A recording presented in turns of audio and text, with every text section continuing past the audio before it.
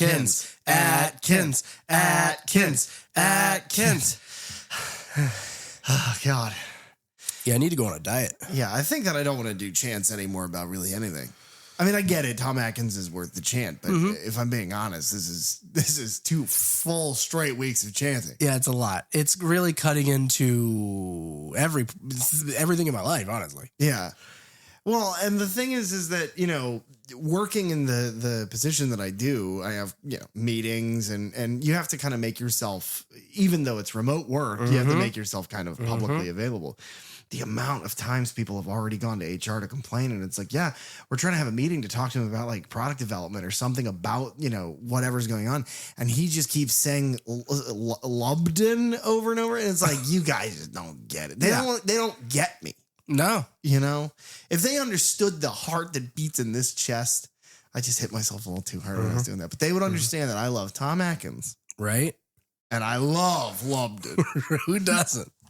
Good news, guys. We're not talking about anything with Lubden this week, but we are talking about Lovedon. Oh, yeah. We went to a bit of a love den over the weekend. Yeah, we watched. We went to a love den. Sounds like we went to like a prostitute hotel. Yeah. Oh, we did? Yeah. Wasn't that where we went? Oh, God. That's why that place is so weird. Oh, God. That's why that guy kept making out with me and then holding his hand out for money. Yeah. No, but we did. The Third Channel podcast went to a wedding. We certainly did. It was nice.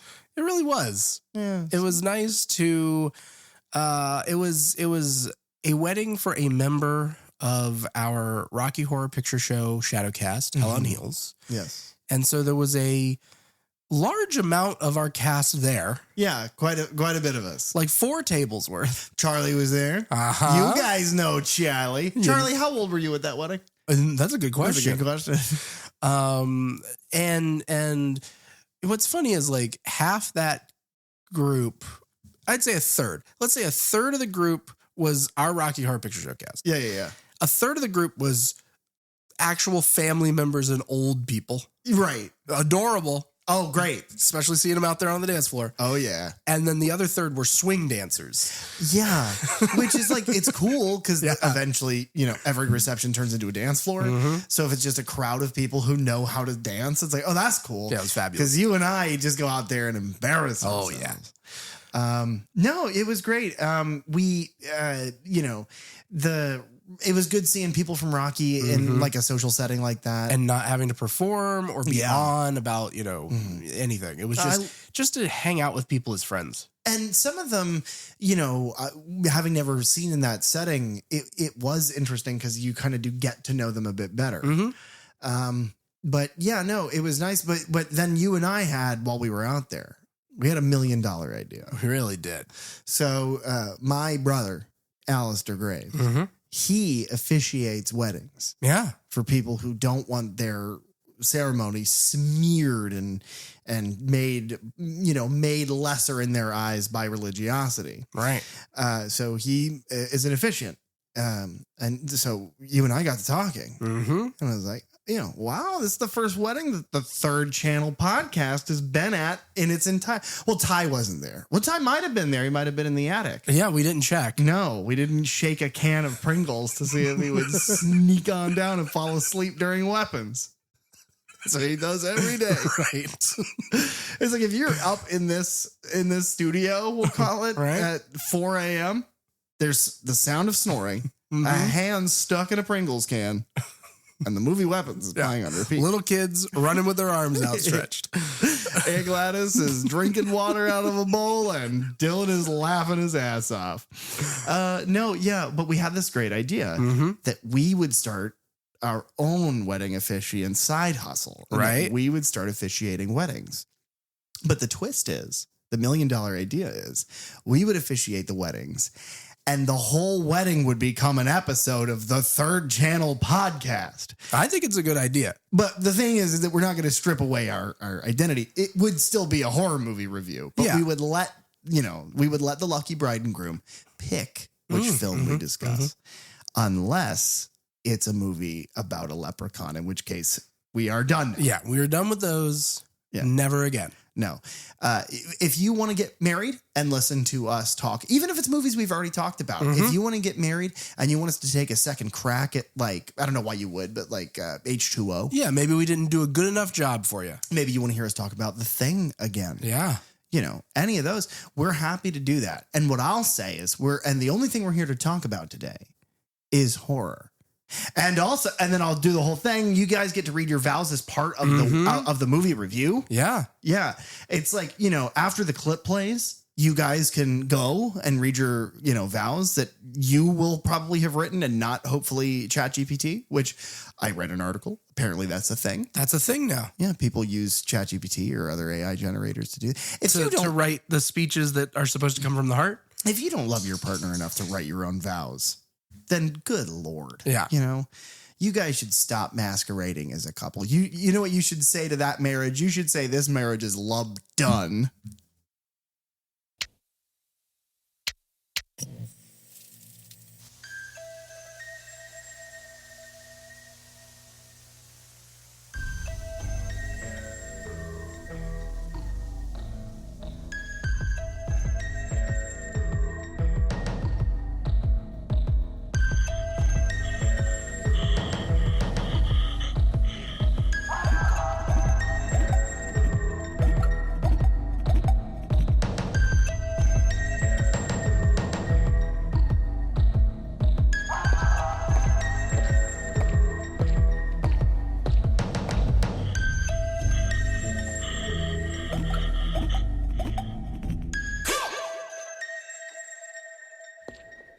Hello, and welcome to the podcast Beyond the Fog on the radio station that's tuned to the Third Channel Podcast, where we delve into the horror franchises you love from the perspectives of a lifelong horror fan. And a newbie to the genre. I'm a leper. And I'm Derek. And today, the only thing we're here to talk about is horror. Derek and I are sitting in the spooky lighthouse off the coast of Northern California. We are nude and prepared. Lubed. Yeah, we are lubricated to slip away from the clutches of any spooky pirate ghosts. Now, who wins in a fight? Captain Blake's crew of leper pirates or Captain Barbossa's crew of spooky skeleton pirates? Ooh, that is tough. We don't know the exact rules of Blake and his pirates. They do have to physically use doors. That's true, and windows. Yes, which I find very funny. Would the Black Pearl crew not have to use a door?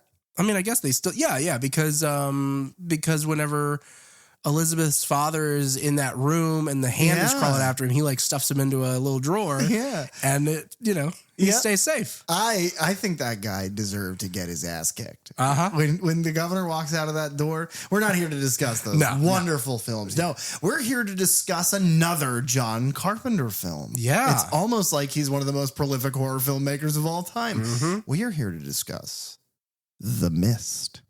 Well, no. Oh, guess I missed that one. No, we're here to talk about The Fog. Yeah. Similar, but different.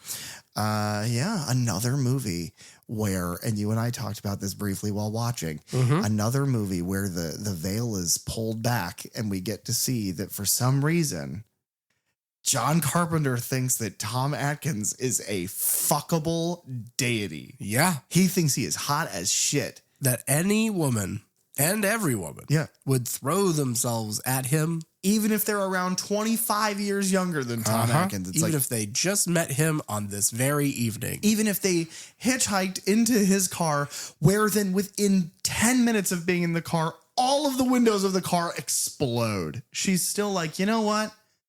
I have to have you in my body. And I get it. Yeah. Love him. We stan a Dr. Chalice. No, he's not even. He's Atkins. Nick. Yeah. I don't know his last name. Oh, I do. Is it crazy weird? No, wait until you hear it. Okay. Are you going to pronounce it right? I will. Ladies and gentlemen, bold words. But yeah, for anybody who's new, Thank you for listening. Thank you. Feel free to do all of the things that everyone on any platform ever has said. Feel free to give our show. That's what we're hawking right now is give our show a review. Rating and review. Yeah. Makes us a legitimate show. Yeah. Wherever you might listen to podcasts. Yeah, Because we're available most everywhere. Basically. The big ones and the small ones. There are small ones? We need to get off those small ones. It diminishes us. No. Feel free to all the things. Like and subscribe. You can check us out wherever. Leave a comment if you want to. Read our description. We have a lot of people that help us make this show come true. Yep. And those people all deserve a follow. Yeah. But yes, thank you, anybody who is new. And if you are new, and this is one of the first episodes you've listened to, what a classic film for you to listen to us talk about in a digestible but uneducated way. Yeah. Because you and I are approachable. Right. For the most part. Charismatic. For the most part. And unintelligent. Yeah, that's how I would describe our show for the newbie. Yeah. And for any of you schmoobies out there returning to the to listening to the Third Channel podcast, thank you for sticking with us through the Leprechaun franchise. The thick and thin. The long and short of the Leprechaun. I got it. But surprise, that Leprechaun Returns ended up being quite a good movie. And it's nice because we have moved into another competent, effective, well-made movie. Yeah. It is a breath of fresh air full of smoky fog. Of glowing dead people fog. Yeah. Do you recall the first time that you watched John Carpenter's The Fog? Looking back at my Letterboxd, this is not one that I watched growing up. It's ones that I, have seen images from all my life. The poster very well. The image of the ghostly pirates in the church at the end. Yes. The glowing eyes and the glowing cross and things like that. But I didn't watch this one until 2021, October of 2021, it looks like. I finally watched it. And this is one of those movies where I wasn't quite sure what to expect from it. You always hear, it goes on a lot of, great horror film lists or cult classic lists because I don't think this film did as well as they'd hoped when it first came out, but I think it has gained a following over the many decades. Well, ironically, it's kind of the same thing as Halloween, where it only ever got bigger, after it left theaters. Okay. And do you remember enjoying it the first time that you saw it? I definitely enjoyed it, and I enjoyed the craft of it all. I like how simple of a story it is. Yes. I love the atmosphere that it gives. I love Adrienne Barbeau and the whole radio DJ, telling the townspeople from her vantage point how to get around this thing that you cannot stop. Do you still appreciate that once you realize that the whole town is in a blackout and most of the radios aren't working? So she's basically doing that to no one? No. She's doing it to Nick. Yeah. Nick Chalice. Nick Atkins. But I will say, I think this is a movie that I appreciate and I like more every time I watch it. Okay. Obviously the first time I watched it was with you. What I will say is that this was not a very sticky movie for me. I had forgotten most of it. I will hold my breath on my overall opinion on it until the review of it. Okay. But I'll give a brief, an amuse-bouche of what I think. Sousson. Which is, it's very competent. It's very tight. But there is just something about it that I don't know if it just doesn't gel with me. There are parts of it that I find myself checking out of. Gotcha. Which, there has not been a movie of his yet that's done that. This is the first one that we're discussing of his. Even Prince of Darkness, it's as crazy and as bizarre as that movie is, I'm still engaged the whole time. I think this one dips into the realm of almost too simplistic. Okay. I can see that. But this watch through, I got more out of it just because I paid closer attention to things. Yeah.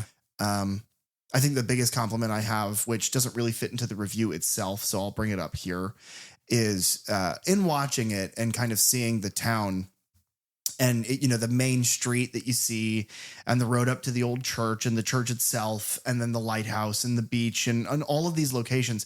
Whoever he uses, if it's himself or if it's Deborah Hill, whoever they use as a like a location scout is the best part of this movie because it's just amazing. Yeah. But then I was thinking about that and it's like, oh yeah, no, it's just all of his movies. Cause like, and then you get the cheat code of like The Thing or Halloween, where in Halloween is a neighborhood and The Thing is fucking the Arctic, but like Prince of Darkness, Mouth of Madness, Village of the Damned, they just, even ones that he didn't direct, but he like had a hand in producing or writing, or Deborah Hill was a producer on things like Halloween 3. Yeah, big time. Halloween 2. Like there's just interesting locales. It's like Halloween 2, the one that I always come back to is the one where it's like a strip mall and and it almost looks like it's at an angle and he walks towards the radio.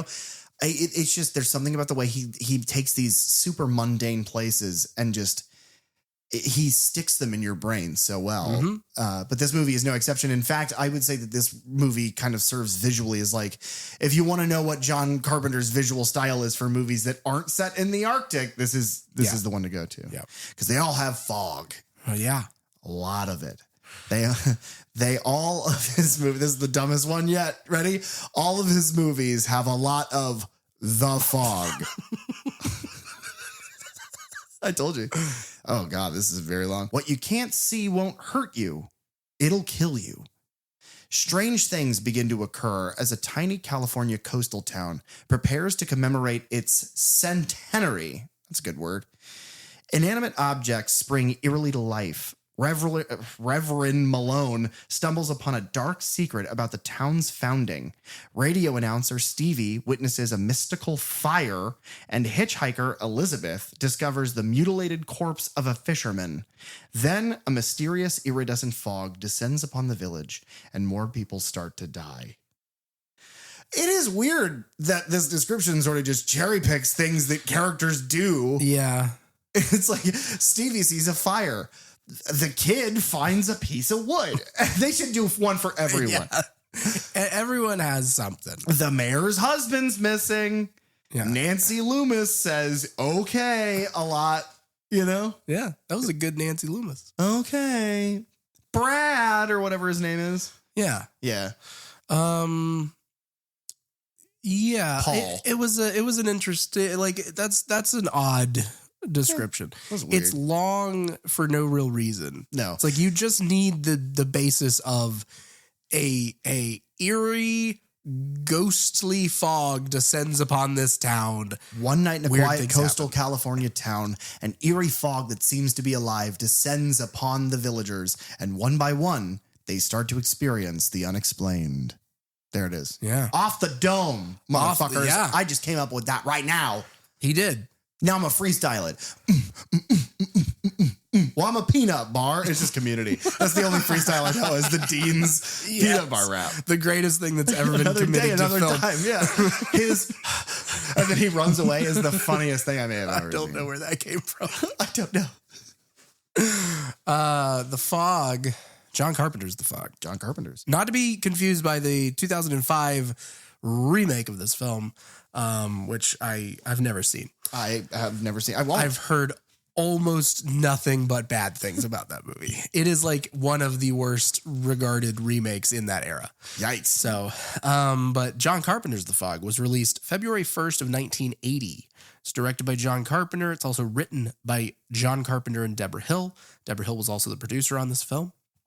The cinematographer, returning name to us, Dean Cundy.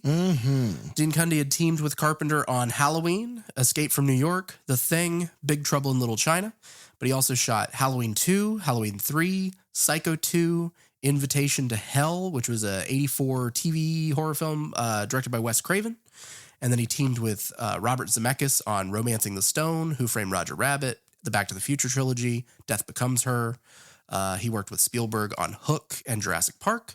Plus, he shot Looney Tunes Back in Action with Joe Dante. The fact that in his filmography that he is directly responsible for the way these films look, the fact that he has The Thing Back to the Future, and Jurassic Park. Yep. It's like Dean Cundey is the greatest cinematographer of all time. Yeah. I struggle to think of a better example. Yeah. Because those three examples that I just gave you in different ends of each spectrum are the most breathtaking movies you've ever seen in your life. Yeah.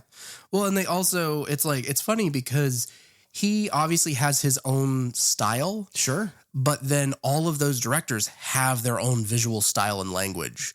So he works within them. So they all feel similar while keeping their individuality. I totally agree. Because if you look at Jaws versus Jurassic Park, it's like Jurassic Park has more of the DNA that Halloween does than it does Jaws. Because Jaws is much more going to be Spielberg's influence over. It's funny to see that helix of DNA in any of those. Death Becomes Her is a wild one too. Yeah. Wow. Oh shit. Fucking Ty's gonna hate Dean Cundey. He worked with Spielberg. Oh yeah. Ty hates. I love that we besmirch him all the time like this. Everyone knows that producer Ty hates Spielberg. Yeah.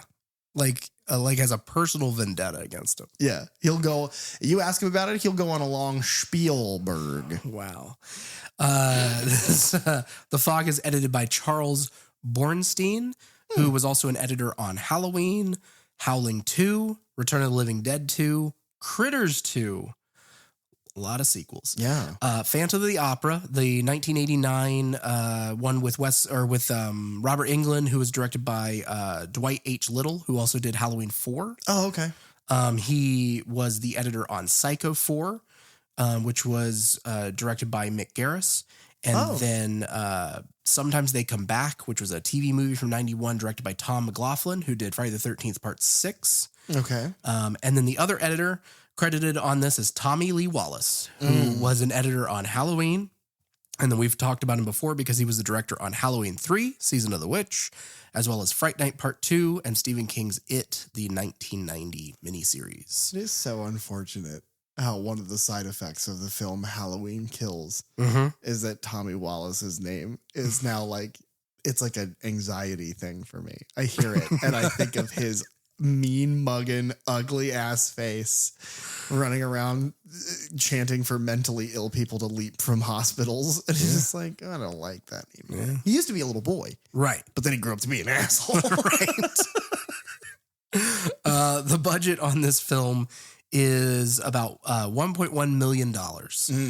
Just as a reminder, the movie that he did prior to this, John Carpenter, Halloween, was only made for $300,000 to $325,000. Now, I can see why this movie would need a lot more money to make. Yeah. Do you remember when we used to play the game where I would guess? Yeah. So I've been listening to a lot of our old episodes. That was fun.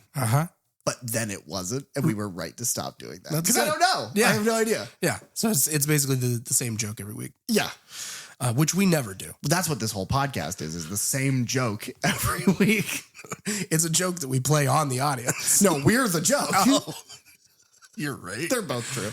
The box office for this film is $21.3 million. Wow. It's a little shy of the $70 million that Halloween brought in. Still. Yeah. A net of $20 million for Yep. Kind of just, it's because you slap his goddamn name on it. Yes. Well, and he was like the hottest ticket in town at the moment. Yeah. Because he had just had, Halloween was a hit. In between there, he did the TV film, I'll get to it later. I got it listed somewhere. Okay. But John Carpenter, speaking of, he directed Dark Star, Assault on Precinct 13, Halloween, Escape from New York, The Thing, Christine, Starman, Big Trouble Little China, Prince of Darkness, They Live, Memoirs of an Invisible Man, In the Mouth of Madness, Village of the Damned, Escape from LA, Vampires, Ghost of Mars, and The Ward. Those are his theatrical films. I didn't touch any of his TV stuff. He also was a big part of the production of this new it's like both like a 1v4 killer versus survivors. And we've talked about that on the show, which it's coming out soon. Yeah. I'm very excited because I'm going to play as Michael and just kill a bunch of people. But then the other thing is that he just had a huge part in the writing and the release of a horde shooter called John Carpenter's Toxic Commandos. Yeah, we talked about that the other day too. My brother and I will be streaming here in about a month. on his YouTube channel. So check that out. Again, shout out to the people who watch those streams and interact with us on there, because a lot of those same people cross over to the Spookeasy and the Graveyard Cabaret. Well, I mean, if they're coming from the stream, then we don't thank them. They thank me. Do you have any idea how horrible it is to sit in a chat with him for 6 hours? That's terrible. Probably true. No. Yes. No. Writer-producer Deborah Hill also worked on Halloween, Escape from New York, Halloween 2, Halloween 3, The Dead Zone in 83, Clue in 85, Big Top Pee-wee in 88, Escape from L.A., and then was a producer on The Fog 2005 remake. She was also a writer on Halloween, Halloween 2, and Escape from L.A. And the music in this film is done by John Carpenter, if you couldn't tell. Yeah. You can. You easily can. The score in this one is, to me, it's like what I call the train crossing section of the Killer Stalks like Michael theme of Halloween, the ding ding ding ding ding ding ding ding. It's that a whole lot.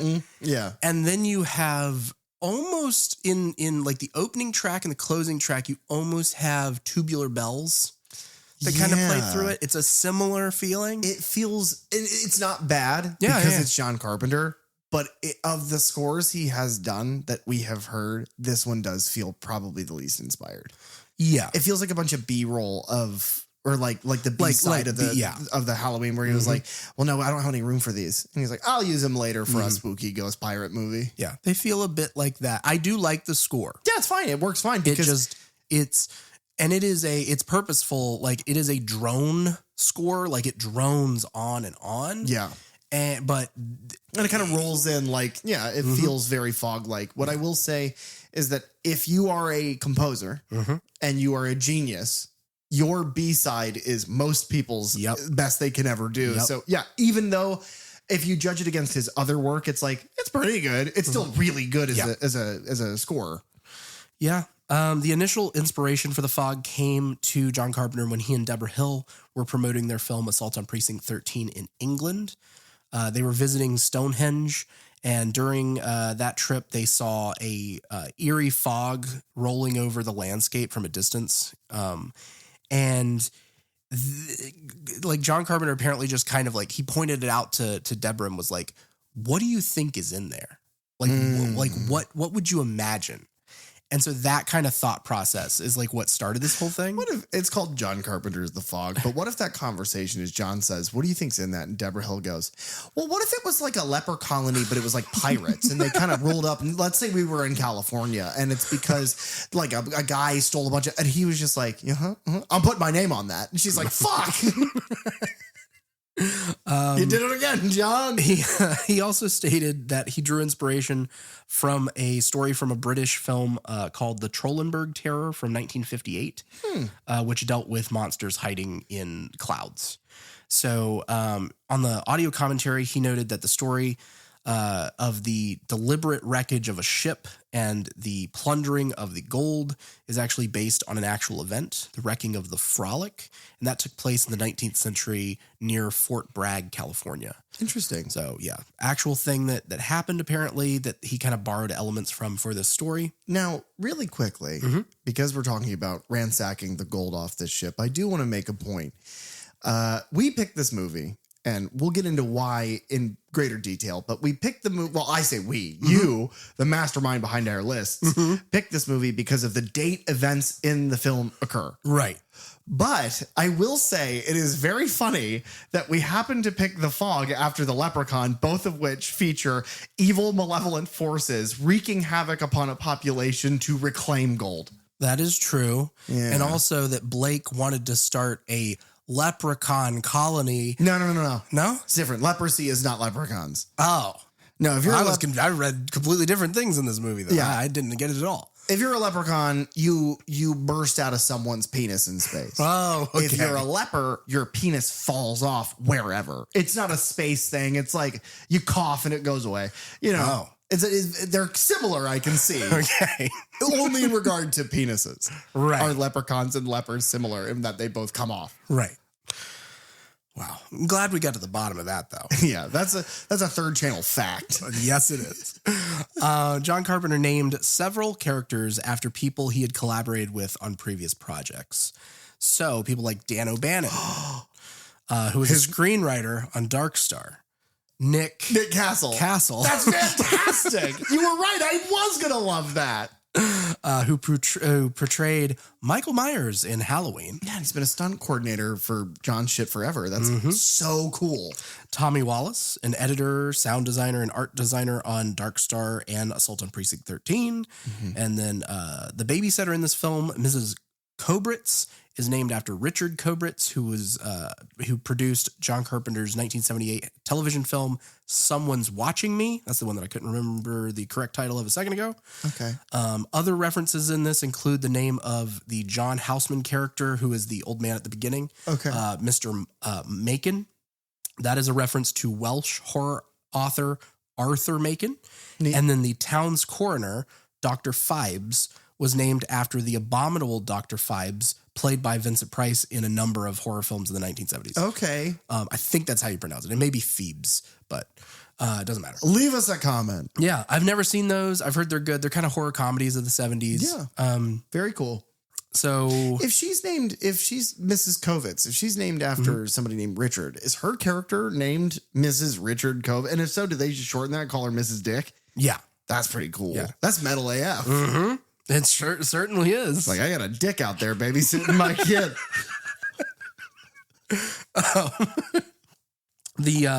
The casting of this film, Adrienne Barbeau, who was Carpenter's wife at the time, she had appeared in his TV movie Someone's Watching Me in 1978. She's cast the female lead here. This was her first feature film. She had done TV work before this. Tom Atkins was a friend of Barbeau's. He was cast as Nick Castle, and this is the first appearance of Tom Atkins in a Carpenter film. They would go to, work on a couple other things together. And then Jamie Lee Curtis was obviously the main character, the main star of his Halloween from 1978. She is Elizabeth in this film. Her role in this film feels incredibly shoeporned. Yeah. It feels like not to the 90th percentile. Like John works with her and he's like, God, I really like you, but I don't have anything big enough for you. I'll just make a character that is just in the movie the whole time. Because there's one point where Nick turns and is like, hey, I got to go do this thing. Do you want to come with me? And she's at a bar in a town that she's hitchhiking through. And she's just like, sure, I guess. And it's like, that's her entire inclusion in the movie. It's pretty much. Like, I guess. Let's go. She just can't get enough of that Atkins. And honestly, she's great. Oh, yeah. She really is. No exaggeration. She's wonderful. Yeah. She has said that that's what I loved about John. He's letting me explore different aspects of myself. I'm spoiled rotten now. My next director is going to be almost a letdown, just from getting to work with him, twice so soon. Filming took place from April to May of 1979. This was like a 30-day shoot at Raleigh Studios in Hollywood, California for the interior scenes, and then on location at several other cities in California, including Point Reyes, Bolinas, Inverness, and the Episcopal Church of the Ascension, which is in Sierra Madre. The original production budget was approximately $900,000. And so the film was shot by cinematographer Dean Cundy, and Carpenter stated that the appearance of the film was inspired by the Val Lewton-produced horror films I Walked with a Zombie from 1943 and Isle of the Dead from 1945. He described them as very shadowy, all suggestion, and all sorts of melodrama. He was a real fan of that sort of thing. Yeah. Now, even though this was still kind of considered a low-budget, independent, film here, he still chose to shoot it with anamorphic 2.351 format aspect ratio. Okay. Basically, it's almost a way to, because it's very widescreen. Yes. And so it allows for those beautiful vistas that we've already talked about, the framing of things. But then when you're inside it suddenly, because you don't have the big vista to shoot with all of that extra width, suddenly it becomes like a squint. It becomes very narrowed. Yeah. Which I like as well. But then they, Dean Cundy has a talking segment on the Shout Factory Blu-ray and 4K where he talks about how a lot of people, a lot of cinematographers, a lot of directors choose not to shoot in that format because of its quote unquote impossible to do close-ups. And he's like, you just have to think about how to frame it.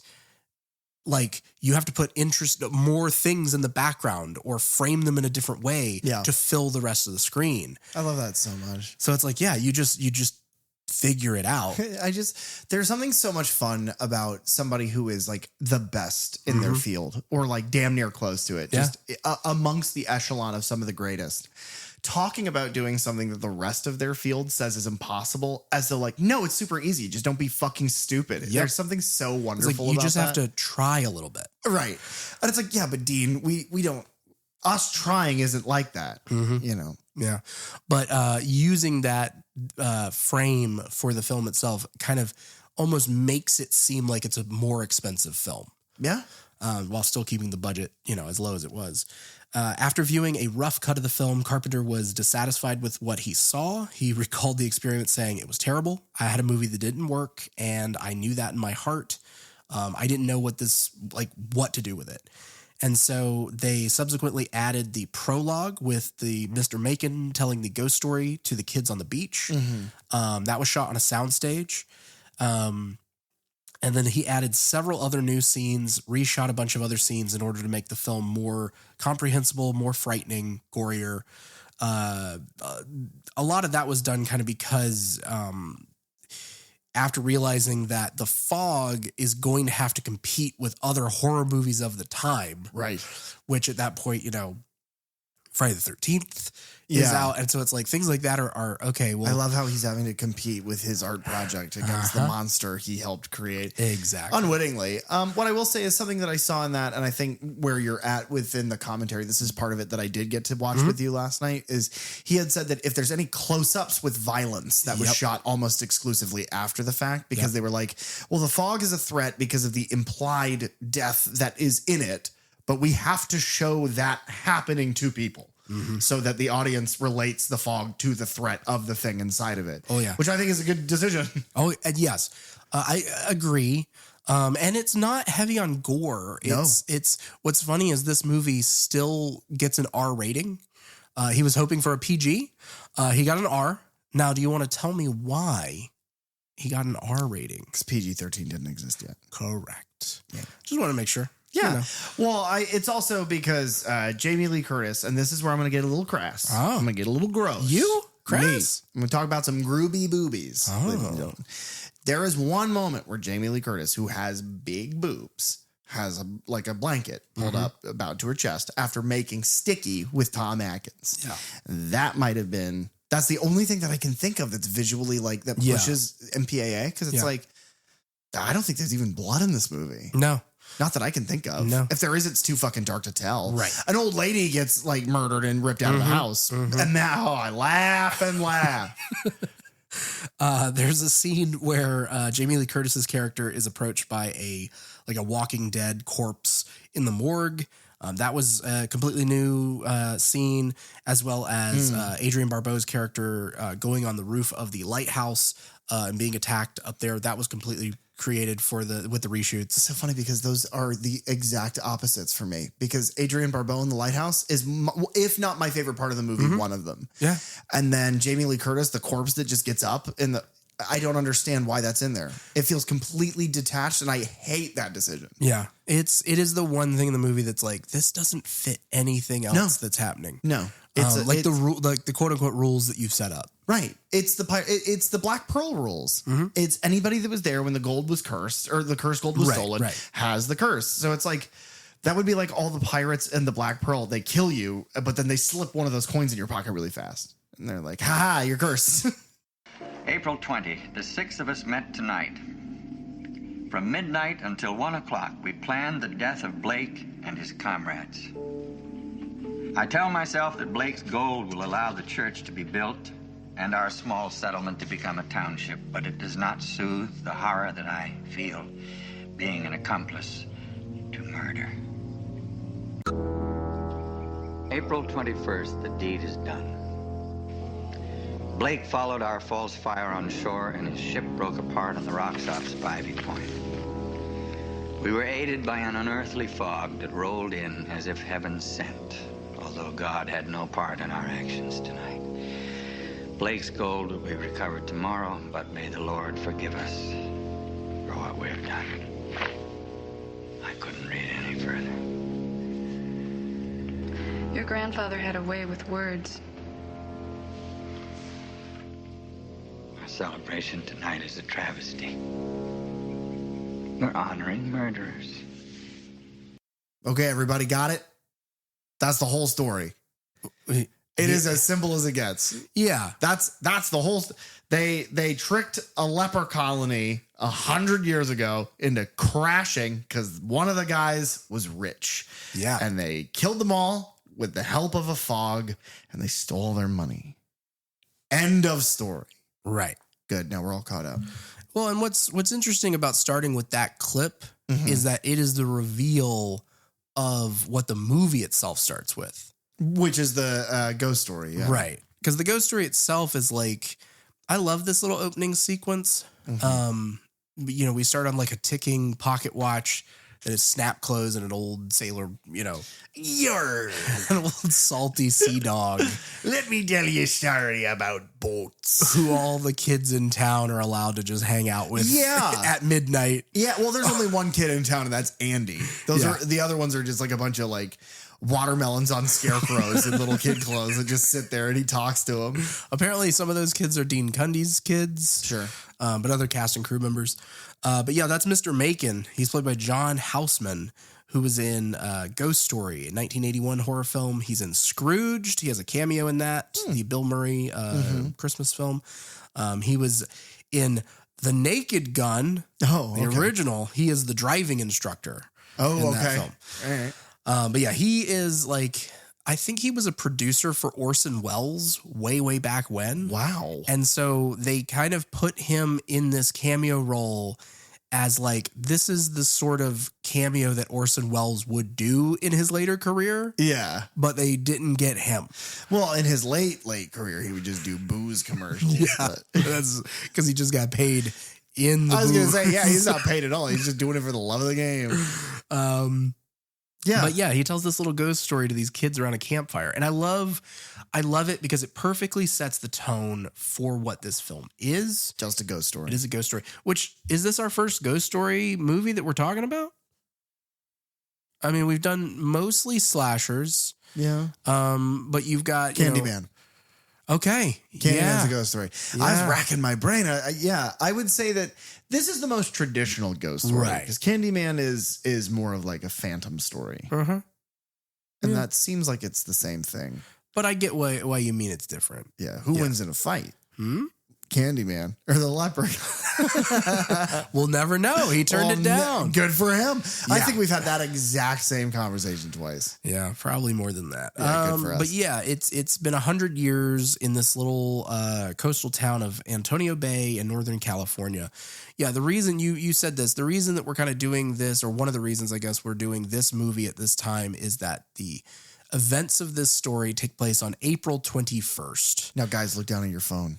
It's pretty close. It's pretty damn close. Yeah, when this comes out on that Friday, I will be at a different kind of ghost town. That's right. At Sir Henry's haunted ghost town and barbecue. And I'll be driving to a wedding to soft launch our idea. Oh, okay. Yeah. Yeah, it's if you're listening to it this weekend, then yeah, we'll be approaching the 21st of April, which is when this spooky tale takes place. Correct. But the story is about a clipper ship named the Elizabeth Dane that was surrounded and engulfed by an unearthly fog.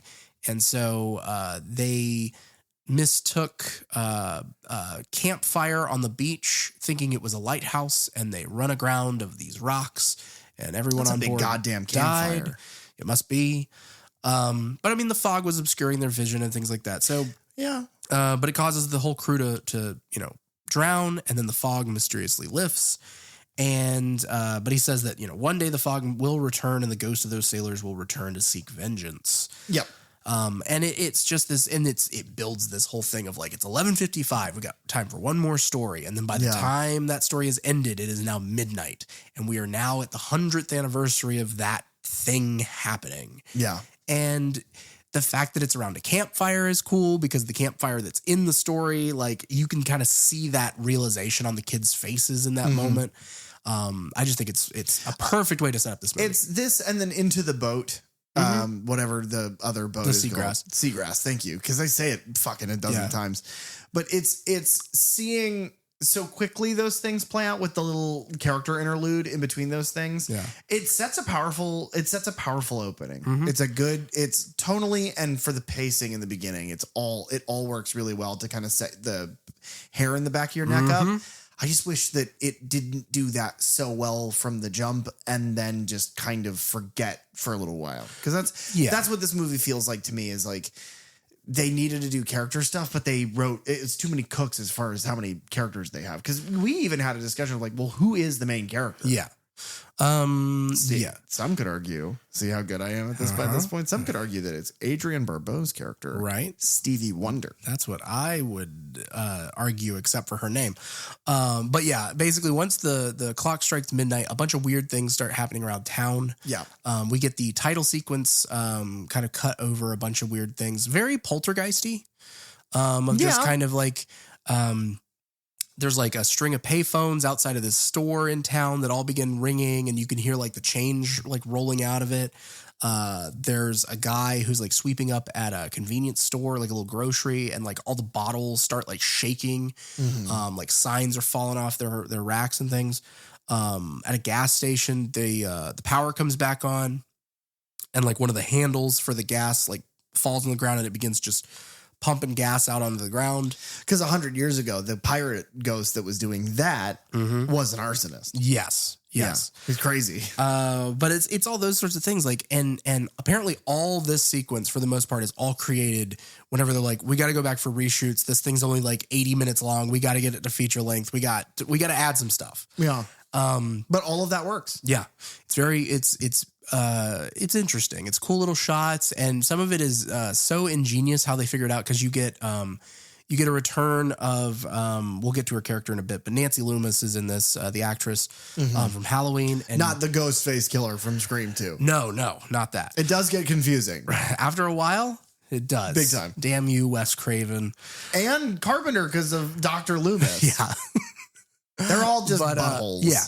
But you see her and she's like in her house and weird things are happening. And like there's a chair that like slides across, because like her TV comes on for a second. Yeah. And then her chair like rolls across the floor.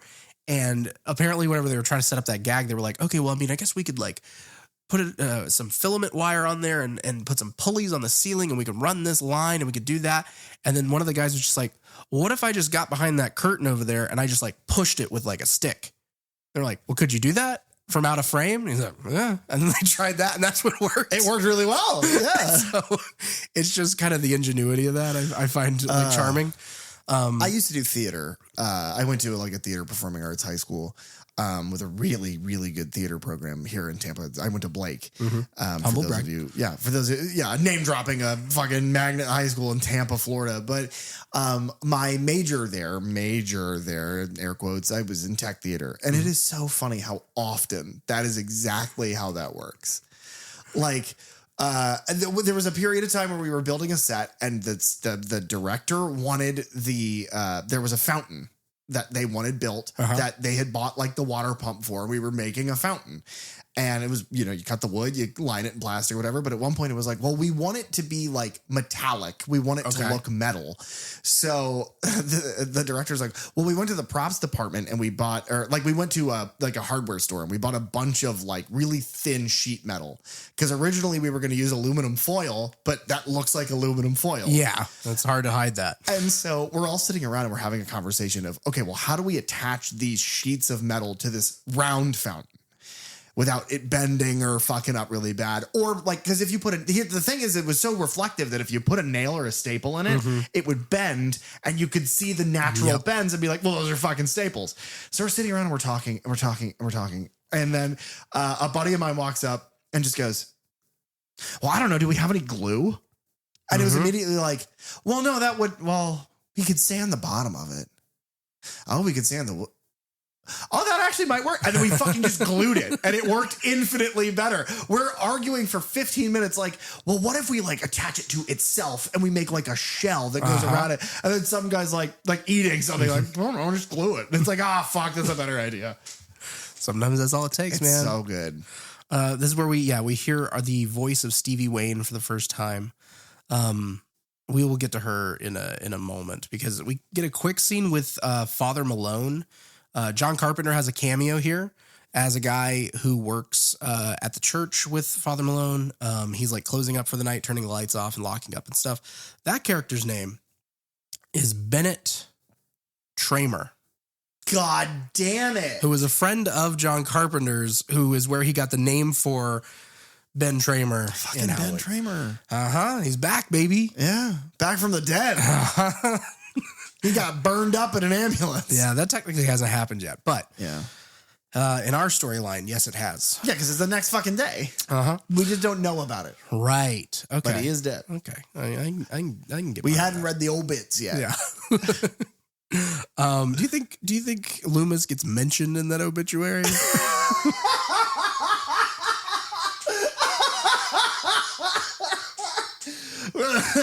Rogue psychologist. Blamed for the death of high school athlete Ben Tramer. And it's just a picture of him, like the old Batman show, the 60s stuff. They would turn and look at the camera. It's just him with his gun that he shouldn't have doing that. That's like my favorite thing in the world is just talking about horror movies to people and just being like, well, yeah, and if you think about it, Dr. Loomis is just a psychiatrist. Father Patrick Malone is played by Hal Holbrook. He was in All the President's Men in 76. He's in Creep Show from 82. He's in the Crate portion of that. He was in Wall Street in 87. And then one of his most famous things that he performed was he did a one-man show, a stage show as Mark Twain called Mark Twain Tonight. But he did that for decades. He is the town priest. He is in his little church study. And after Ben Tramer leaves, there is a stone that falls off the wall, revealing like a alcove, like a little cutout with a book in it. Yeah. And so he takes that out and he begins. It's his grandfather's diary from like 1880, 100 years ago. Now the so clip we played you is probably the beginning of the second act, maybe a little bit further into the second act at the beginning, but that is the book that he has now found. Yeah. Is that whatever this event is at the stroke of midnight of the 100th year, whatever that century-ish word was in the summary that I read, that is what seems to have loosened that and revealed this to our priest. Yeah. Who's in his cups. Right. So then we finally get to see the radio DJ, Stevie Wayne, whose broadcasts we've been hearing over these like title sequences. She broadcasts from a lighthouse out on Spivey Point. And she gets a call from Dan the weatherman, who tells her about a fog bank that is about to engulf this small fishing boat called the Seagrass. Now, Stevie Wayne is played by Adrienne Barbeau. She was in Someone's Watching Me, the 78 TV thriller directed by John Carpenter. She would also be in Escape from New York in 81. She is in Wes Craven's Swamp Thing from 1982. She's in Creep Show in 1982. She's also in The Crate. I believe she plays Hal Holbrook's wife. Yep, that's where I know her from, is in Creep Show. And she was married to John Carpenter from 1979 to 1984. Yeah, she was also in Love with John Carpenter. Yes. Yeah. They have a son together named Cody, who would later then be one of the coolest fucking people in the entire world. Yeah, yeah. Doing the music. Your mom is Adrienne Barbeau. Your dad is John Carpenter. And you work with your dad and you make rad ass fucking rock albums and movie scores when you're bored. Yes, you do. Yeah, it's the coolest life ever. Dan the Weatherman, Dan O'Bannon, is played by Charles Cypher. He was in Assault on Precinct 13 from 76. He is in Halloween's 1 and 2, playing Sheriff Brackett. And Halloween Kills. Yes. He reprises his role there. He shouldn't have. And he was in Escape from New York. Yeah. But that is, I believe that is his final role. His final screen role. But yeah, Out at Sea, this, actually, before we even get to that, I love the whole setup of this DJ character. Yeah, it is a smart way to establish an eye in the sky. Mm-hmm. It is a low tech, period appropriate, and good. Like, you can make a cool character out of a radio, like a disc jockey. It is a cool way to have done what this story needs, because a ghost story needs a narrator, and you found a way to do that. Like, diegetically, you found a way to have someone narrate it because they are literally above it and can see it and can speak it. And I find that really interesting. Yeah. And just the way that she talks when we get to hear her over the radio, and that you hear her for a while before you ever get to see her. Now, she is a terrible mother. And we'll get to that. Right. She is maybe the world's worst mother. In a world where Melania Trump is alive. Wow. She may be saying worse. Something.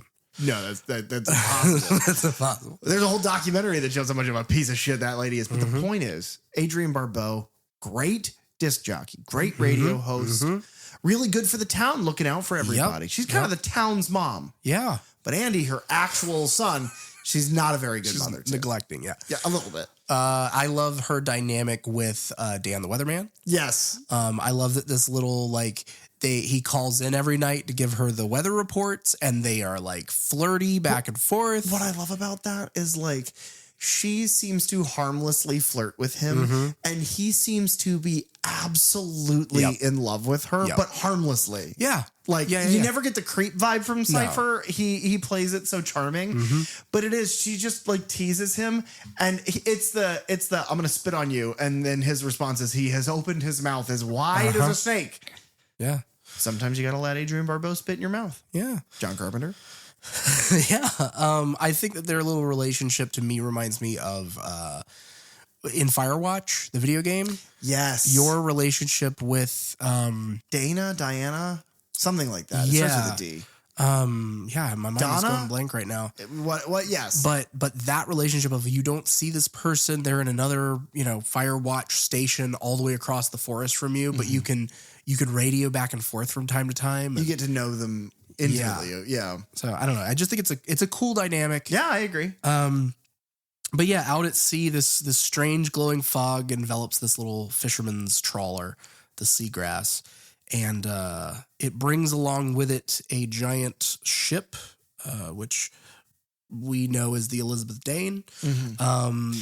Oh, God, it looks so good. It's my favorite shot of the movie. It's the one that I remembered the most is narratively, to catch us up, they're on this little boat. It's three guys. They're drinking. They're listening to Stevie. Because apparently that's what they do. They go out. Yep.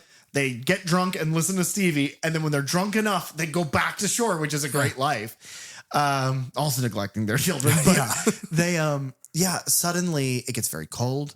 And they start to it starts to get a little choppy and they're not sure what's going on. So they exit this cabin of this boat. And it's, I think his name is Al. One of the characters named Al looks up, and it is just the juxtaposition of this very low to the surface of the water, modern, almost tugboat looking boat compared to a fucking naval ship, like an old 1700s pirate ship. And it's just it's terrifying. Yeah. You can barely make out any detail. You can tell all the sails are tattered. It's like the perfect way in a low budget movie. I say low, it's $1 million, but low for the for now standards specifically. To do the big reveal is to have it so obscured. I wonder how they did that. Yeah, that I don't know. I wonder if it's like a miniature or no, it couldn't have been. Yeah, it would really depend on the shot and if you can see the guys in frame or not. I can't remember. Did they just get lucky with the weather? Possibly. Because it looks real. Yeah, I mean they have huge because I mean all the fog obviously is actual fog. It is not naturally occurring, but it is from fog machines and little handheld foggers and things like that. It's not CGI. No, I guess is what I'm saying. But it does because that big of a space, that big of a ship for that much fog to be surrounding it on the water, it's that feels like you would need some industrial shit. Yeah. That maybe doesn't exist. Because, the fog will cling to the surface of the water and just immediately go. I don't know. I mean, we could sit and speculate forever, but the point is that this is my favorite fucking shot of the entire movie. And it really is the first thing that gives weight to the fact that whatever this is that's happening, it's not going away anytime soon. And it is much bigger than you thought. Yeah. I love the like absolute kind of amazement on these actors' faces at seeing the ship. And then they turn around and there are just ghostly figures in the dark on their ship now. Yeah. And it is like, think about like, that is horrifying to me of being out in the middle of the ocean. One, just being out in the middle of the ocean. Water in general. Yeah. But the idea that you three have been out there for hours, let's say, and alone, and then all of a sudden there are other people on your ship. My favorite part about this is it's the first kill of the film. Each of them look to see and oh God, you never get a detail on these people. No. It's like every so often you'll see like their hands have bandages because they're lepers, or like you see some tattered whatever, but they're just shadows in the dark. And they turn, they're looking at two of them, and then from behind, and you can see behind them, and there's nothing, and then suddenly a sword is plunged through this dude's chest from behind where another figure has just emerged from the fog. And yeah, it does exactly what Carpenter said he wanted with all of those reshoots, because you can tell all of this is super close up. A lot of this is reshoots. Apparently in the original, you never saw them on the ship. Oh, it was just the fog. Yeah. And I can see artistically why that would seem cool. Yeah. And like, if it were written, I think that would be great. Oh yeah. But you need to see it. Well, and that, something that like really I think about with this movie, and it's funny because we've already covered his like Apocalypse trilogy, which are all very Lovecraftian, is like that's what this whole story feels like. Is very Lovecraftian in the fact of like there is something that just comes out of like nature, basically, that is completely unexplainable. It descends upon this little town. It does what it's going to do, and then it goes away. Yeah. And we have no power to stop it. Yeah, fair. I can see that. To me, it feels less Lovecraftian because I think that's where his Mouth of Madness and those movies, because it's always like the unexplainable, and you can kind of explain this. This feels so much like almost like The Omen. Like there is something born of darkness that is like, oh fuck, we messed up and now it's here. Yeah. And I really like that storytelling. It's also very much like Alfred Hitchcock's The Birds. Yeah. In that it's a small, seaside village, and this natural occurrence descends upon them, attacks, and then there's no way to fix it, but it just kind of comes to an end. Yeah. And then but yes. And then at this point, the score changes and it's a needle drop. And it's, I'm holding out for a hero in the morning light, because then who comes cruising into frame? Well, yeah, thankfully. Thank God. Nick Castle. Amen, brother. Picks up Elizabeth Soley, who is hitchhiking. And they sip some PBR as he drives. And they have a little, little cutesy back and forth here. Yes. However, she gets in the car and he's like, well, I thought you hadn't hitchhiked before. She's like, well, not until this trip. You're actually my 13th driver. Their performances are both good. Yeah. You cast Tom Atkins because you want a guy who is fucking irresistible. A panty dropper. Oh, I thought you were going to say a panther, which also applies. And then you cast her at this point in her career when, you want somebody who's just immediately lovable. Oh, yeah. And the two of them have weirdly good chemistry, which is strange because I looked it up and he is around 25 years old during the filming of this. Right. And she has just turned 20 years old. Or no, sorry. He is around 45. It's a 25-year disparity because she is 20 years old. Yeah. Horrifying. Oh, yeah. But the heart wants what the heart wants, and the heart only wants that Atkins diet, baby. He wants to eat his body. That must be it. Nick Castle... Yeah, go ahead. Tom Atkins. He was in Escape from New York in 1981 after this. He is also in Creepshow. He's in the wraparound segment. He is in Halloween 3, Season of the Witch, obviously. He is in Night of the Creeps from 1986. He's in Maniac Cop in 88. And he is in My Bloody Valentine 3D from 2009. Yeah. And then our Elizabeth Solly is played by Jamie Lee Curtis. She is in Halloween's 1, 2, H20, Resurrection, 2018, Kills and Ends. And then this is right in the middle of her run of Prom Night in 1980, Terror Train in 1980, and Road Games in 1981. Every time we mention her cinematography and we talk about Road Games, I am reminded how much I love that movie and for no reason. It's fantastic. I remember we saw this movie and then around the same time we watched Road Games. And I remembered nothing from this. I remembered it's spooky ghosts. I remember everything about Road Games. I remember like the weird like car next to that is stolen by the gas station. It's like that movie. I'm locked in on it and I don't know why. It's fantastic. It's my favorite movie ever. Did you know that? It's got a good dog in it. Oh, that dog. But as they're kind of driving and then all of a sudden all of their windows just shatter. Yeah, she's like, he goes, oh, great. So 13th, it's unlucky. And then all of the windows shatter. At that point, I'm like, get the fuck out of my car. Yeah. But he wants her. Oh, yeah. He wants her. And she wants him. And you know what they do? They go back to his weird, like, cottage house. And they just start doing it, fucking doing it all the time. They just doing it. Yeah, the rest of the movie takes place in this bedroom. Yeah. It's a 2.5 hour movie. This is the 15-minute setup for ghosts that never show up. No. Because the rest of the movie is Jamie Lee Curtis absolutely being just cracked wide open by Tom Atkins. Yeah, that's the next time we see him. Nick has bedded Elizabeth, and he's looking through her drawings, but the fog has now descended upon his house, and someone is knocking at the door, appearing kind of as a shadowy figure outside of the glass.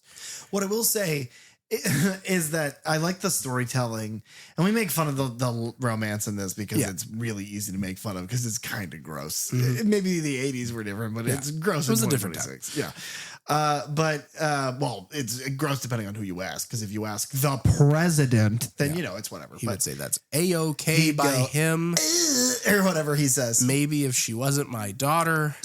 But anyway. So he goes. He's like, hey, how much for this drawing? Like, I'll buy it from you. And she just like immediately is kissing him, and it's like, you guys have known each other for 30 goddamn minutes. But I get it. Yeah, I get it. Yeah. To quote Brian Fantana, the character from Anchorman, when talking about Sex Panther, it works 60% of the time, every time. Nick gets up to investigate that shadowy figure at the door, and right as he's about to open it, the clock strikes 1, and then the spirit disappears, and the fog, and the clock shatters. Yeah, the glass face of the clock shatters. I do love that. The next time we see them, the two of them, and they're talking about it, she's like, yeah, and then some jackass knocked on the door. Like, what a fucking idiot just randomly knocked on the door like 8 dozen times at midnight and then vanished. It's like, that's not a jackass, baby. That's a ghost. Like, I would freak the fuck out about that. Like, we live in a world of Ring cameras and whatnot. So without those, though, I'd be scared as hell. Yeah, you should be. What? The following morning, Stevie Wayne's son Andy finds this gold coin on the beach, and it turns into a piece of driftwood, and it has the word Dane on it. I do love that, though. It's like, oh, a doubloon. Oh, a piece of driftwood. I have nothing to say about that. I'm taking it home. Because, kids. Yeah. I mean, that makes sense. Yeah. Apparently that beach that they're shooting on here is the same one that is featured in the Goonies. Like with the famous kind of like he holds up the rock, but they're shooting it like from the different angle. Wow. That's neat. I think it's the same beach. Okay. Ty Mitchell plays Andrew Wayne here, Stevie's son. He has a small part in Halloween 2. He plays a character. So he was just a kid around. Yeah, John basically Carpenter. that. Yeah. But he runs home. This is why I say, by the way, that Stevie's a terrible mother. And I laugh very hard at this because it doesn't look like the early morning. It's something about the way the sun is sitting in the window. Right. It looks like it's in the afternoon. And he walks up. He is fully dressed, this child. This like 5-6-year-old child is fully dressed. He walks up to her and he's like, Mom, wake up. I found something. And she's like, oh, Andy, come on, leave me alone. And so then I was like, the kid's like, Mom, it is 4 p.m. Please get up. I have had 2 meals today and I have prepared both of them. You have to wake up. You are killing me. If I keep eating Cheerios, I'm not going to get the vitamins I need to grow strong. And she's like, get the fuck out of my room. More or less. Yeah. Basically, yeah, I don't know exactly what time this is. It's before lunchtime because she's like, you can have whatever after lunch. A stomach pounder and a Coke. If you know what a stomach pounder is, yeah, because that sounds crazy. Yeah. If you know what a stomach pounder is, comment #stomach pounder and then tell us what it is. Right. But yeah, he gives her this piece of driftwood. Yeah, she's like, let me see that. And then takes it with her to work. Yeah. Oh, okay. Yeah, and so we cut around to a bunch of things, but I just want to handle this while we're handling it. Yeah, sure.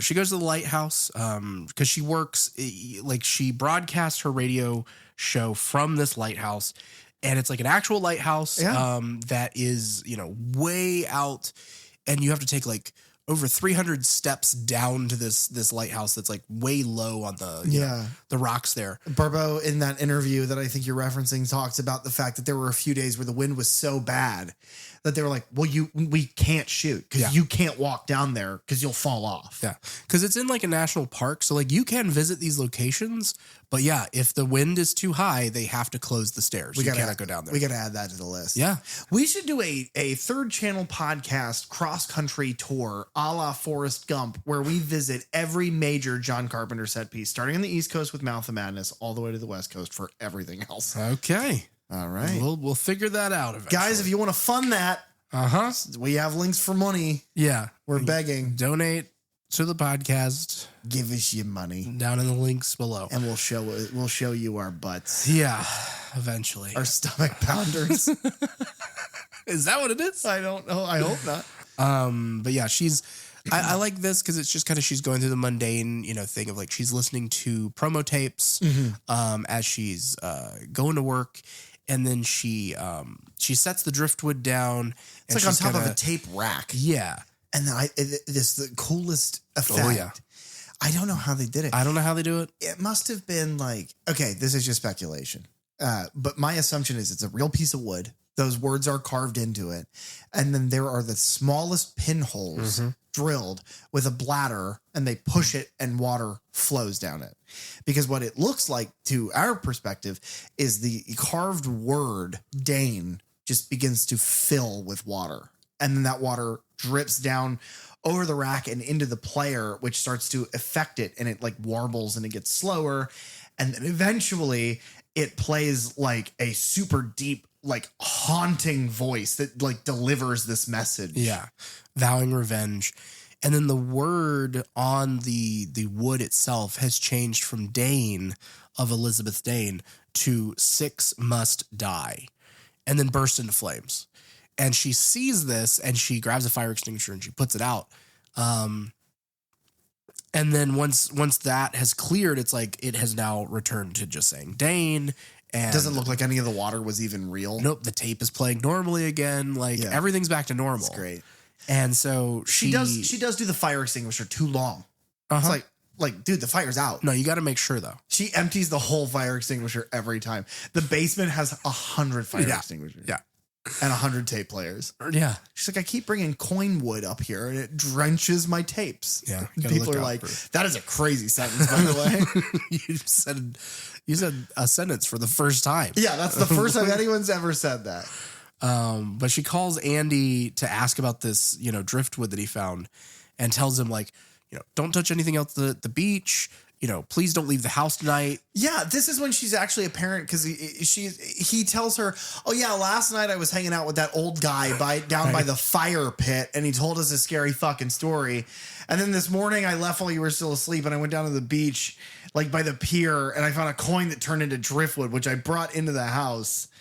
I did all this while you were either working or sleeping. And she's like, can you please stay inside today? And it's like, today? Right. Carve that into wood and post that above your door. Do not leave. Yeah. But because he's going to be babysat by Mrs. Kobritz. Mrs. Dix. Yeah. She's Regina Walden. She was in a sci-fi film from 1979 called Time After Time. Oh. Nick and Elizabeth, they take a boat out. Basically, Nick, one of his friends, or it's his drinking buddies that were out on the seagrass. Right. And so it seems like a small enough town that the people that work the port all know each other. Yeah. Because he goes out and he's just like, well, they wouldn't stay out all night without telling somebody. All of this, by the way, huge Midnight Mass vibes. Uh-huh. The way it's gray and dark and everyone knows each other. And it's like this sea community that they all know each other and they know each other's wives and shit. That gave me Midnight Mass vibes. Yeah. Which is why it gives me like Stephen King vibes. Yeah, big time. Because it's, very, very similar.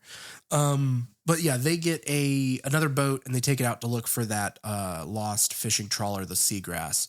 I love the way that they handle them finding it cinematically because we find it along with them. Mm-hmm. But the way they find it when they're like, oh, there it is. They have to be the stupidest people in the world because they find it through like a telescope that they're just looking from right to left with. Uh-huh. And it's like, you couldn't see that? Maybe it was way off of the distance. You're in the middle of the fucking ocean. If there is a boat, it's like, oh yeah, it's right there. And it's just oh, there it is. Let's go quick. And it's like, Nick, what do you do for a living? And he's like, boats, I guess. Yeah. I fuck. I'm Nick Castle. This is so confusing that his name is Nick Castle. Yeah. I'm Tom Nick Castle Atkins. Uh-huh. I fuck. That's what he does, people. But once they make it onto the ship, then it's like they're kind of exploring it and glass is shattered and the mercury is like frozen in the, the thermometer. Thermometers there and dials and things are broken. Yeah. So freezing temperatures. This whole section, and I don't know why, I couldn't pinpoint why, but the whole section reminds me of Resident Evil. Okay. It's the way that you have to interact in those games where you like see things that are out of place or you pick up items and kind of manipulate them to find more details. It's like at one point the locker door swings open. They find the thermostat is frozen. So we know it got cold. There's water in the generator, but there's none on the deck. Yeah. He's saying like, it looks like this ship has been underwater. Right. But like there's no water in here. Underwater everything is salty. A month. Yeah. And then at one point, and the real Resident Evil thing is he picks up this can and kind of sniffs it and he pours some of the liquid out. It's like a PBR and he pours some of the liquid out and he puts it in his mouth and he's like, that's salt water. Yeah. And it's just like the whole puzzle solving of something horrific has happened. What has happened gave me big, like Resident Evil or like Detroit Become Human, like sort of puzzly. It's funny because I view Resident Evil as action heavy and as horror heavy as those games are. Yeah. They are at their root, I think, partially puzzle games. Yeah. Yeah. And this whole thing just feels like it's Nick trying to answer the question of, I like these guys a lot. And this is scary. How the fuck did this happen? Right. Which again, that to me is truly terrifying. Yeah, big time. And because he says it, he's like, I checked this boat out personally like last week and it was fine. Oh, that's another like, detail tip-top. That they mentioned a couple times is that there are things like, I think it's like a harpoon or something is rusted to the wall. Yeah. Which is also, I mean, there's a million parallels that you can make from this movie to Pirates of the Caribbean, but this reminds me of the sequel to that, where it's like the ship is foul, barnacles everywhere, everything's crusted to everything, and like the interior. When we were just in the interior of this boat 30 minutes before in the first act, and it's like, it looks like a completely different set piece. It's fucking ruined. And then like we kind of get this scene where we slow down with them, and they're just kind of hanging out in the bowels of this little ship here. Like telling personal stories. Yeah, because Nick tells like his own sort of ghost story of like, yeah, my dad, he found a derelict ship like this before and found a gold coin and he put it in his pocket and zipped it shut and brought it home to me and my brother. Told us the story, and then whenever he unzipped his pocket to give us the gold, it wasn't there. What if he was like, and he unzipped the pocket and he took out the gold to give it to us, but it was a 1 by 1/4 foot piece of driftwood that said Dane on it. And then it flooded my house. But no, and his performance is always just good. Yeah. There's nothing to complain about. No. He's so naturally, he just fits into the world. He is the most lived in feeling character actor ever. Yeah. I don't know if he had like a fucked up life or something. Oh yeah, I don't know. But anytime Tom Atkins has to deliver some sort of pain, it just comes across so effortless. Yeah. It doesn't feel like the Oscars, nominated monologue. It doesn't feel over the top. It doesn't feel like a B movie underacted. It just feels like a person telling you a story. Yeah. With no middleman. He's just very good in this. Yeah. And it just kind of adds to the general, like, these sorts of ghost stories being, happening to people or being passed down from people. And then we get a couple of jump scares for this film. Because a locker comes undone and drops, I don't know exactly what falls out of it. It's like a bunch of canister stuff. of some sort. Yeah. And then as Elizabeth is in like, okay, I've had enough. I do want to leave now. I want to go to Vancouver finally. Yeah. And then one of the dead sailors tumbles out of the darkness behind her, basically. Yeah. And they take that body really quick of Al Williams. Yes, Al Williams. Before we leave this boat, let me ask you a question. In the car on the way, then in the house with the drawings, knocking on the door, then at the pier, confronting the guy who says, well, they're probably out there drinking, then gets to the boat, goes through it, finds about the generator and how the whole ship looks like it was underwater, and then finding Al's dead body. Right. Does Elizabeth play a part in any of that? If you lifted her out, does anything change? No, because that monologue of his, you just tell to the other guy. Yeah. Because it's not like they took out, Nick's boat. He has another friend who has a boat who they have taken out here. Right. So yeah, it would just be him by himself or him with that other dude. She is like the most, and I love her and I love the fact that she's in this, but she is honest to God, the most useless, like agency-less character ever. She is literally just there to bounce lines off of Tom Atkins. Yeah. And True. And she does a great job. No, she does. So like I enjoy her performance, but do we need it? Right. Probably it's not. Candy floss. John Carpenter knows what we like. And we like Jamie Lee Curtis being charming and Tom Atkins being sexy as hell. Being fuckable. He wants him to just be doing it. I can't do that too many times. I'll kill the joke. But they take Al Williams' body back for an autopsy.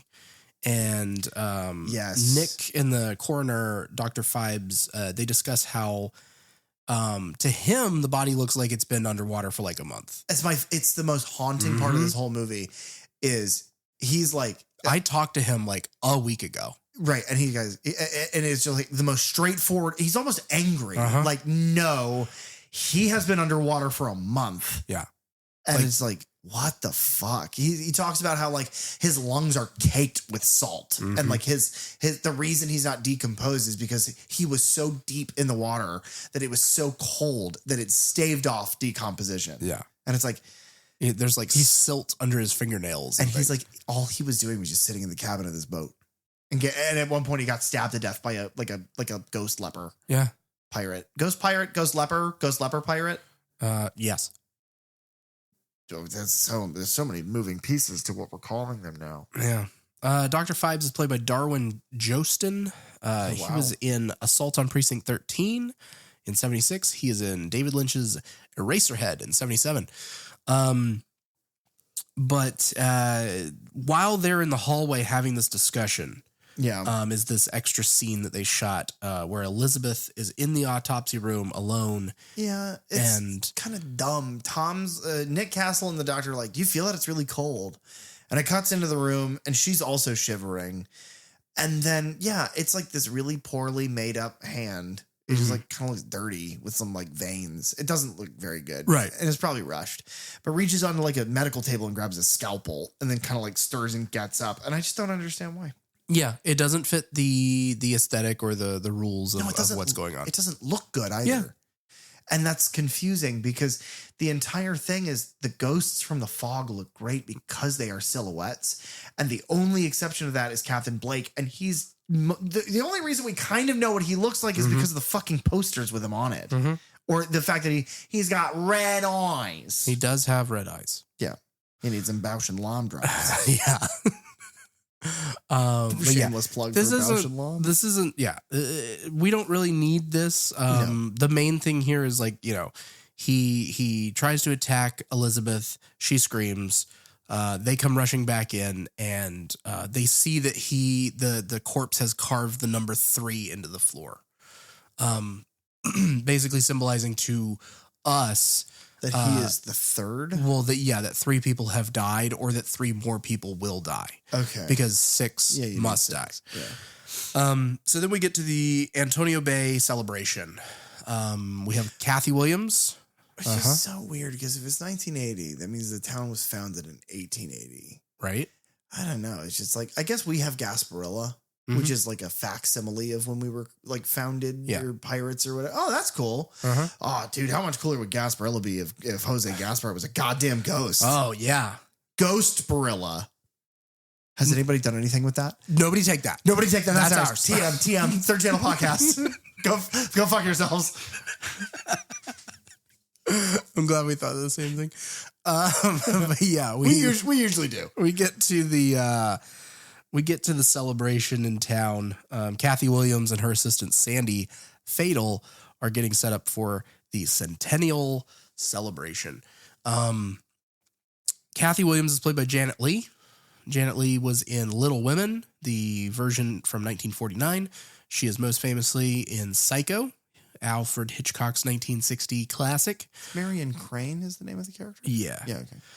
She was in Night of the Lepus in 1972. A Bonnie movie. And she is in Halloween H20 in 1989. She's 1998. That was dyslexic as fuck. Yeah. She is great in this. She's great in everything I've ever seen. Truly. Yeah. She's wonderful. Jamie Lee Curtis's mother. They talk about it in interviews for this movie is that they were very happy to be given the opportunity, both of them, to work with John. Janet for the first time, Jamie Lee again. Yeah. And then my favorite thing is that they're talking about how much fun it was to work on the movie together, but they are never together. Yeah, they're a little bit in the church at the end, but they don't really interact. No, not at all. I don't think they speak a line of dialogue to each other. It's like they talk nebulously kind of at each other. Right. But yeah, that's so cool to me because they are both at this point legends. Yeah. Like Jamie Lee Curtis is now at the level as her mom is, and at that point in the world because of Halloween, it took the world over, and so it's really cool to see that she's in this. And then the other one is Derek's first lady love of this podcast. Right. Eventually, it was Hayden Panettiere. Oh no, I guess that was. Oh, we got to her first. Yeah, in our chats. Yeah. Sandy Fatal is played by Nancy Loomis. She was in Assault on Precinct 13. She is in Halloween 1. And technically 2, where she plays the corpse of Annie Brackett, whose eyes are moving and she's clearly breathing. And then she is in Halloween 3, Season of the Witch. She is the only actress or actor who is in all 3 of the first 3 Halloween films. Interesting. Well, Jamie Lee Curtis is in her voice is in 3, right? Yeah, and she's in the bit of Halloween that's playing, I think, in 3 as well. Possibly. Who cares? I'm not interested. Hairs. Don't listen to me talk. No, Nancy Loomis in Halloween 3 is the Jamie Lee Curtis of this film in that she takes Tom Atkins down to the hilt, baby. Yeah. We don't get to see that, though. No, but we can take the second, I think, here to speculate. He's got to be huge. Oh, yeah. You got to have a big old thing. Yeah. Guys, leave a comment. Just a hashtag and then the number of how many inches you think Mr. Nick Castle, played by Tom Atkins, is working with in John Carpenter's The Fog. That's how we engage. Yeah. Can I get a dick size in the chat? Please. Please. Please. We need it. It's the only way we're going to stay relevant. Oh, my God. they're getting like the little town square set for the unveiling of this new statue, statue which we never see. No, we see the very bottom of it. Yeah, and then like later we see it behind someone's head. It's gold. Sure. Oh God. Oh, that's what they were wanting. That's what they wanted. Mm-hmm. But yeah, then they decide to head to the church. Mm-hmm.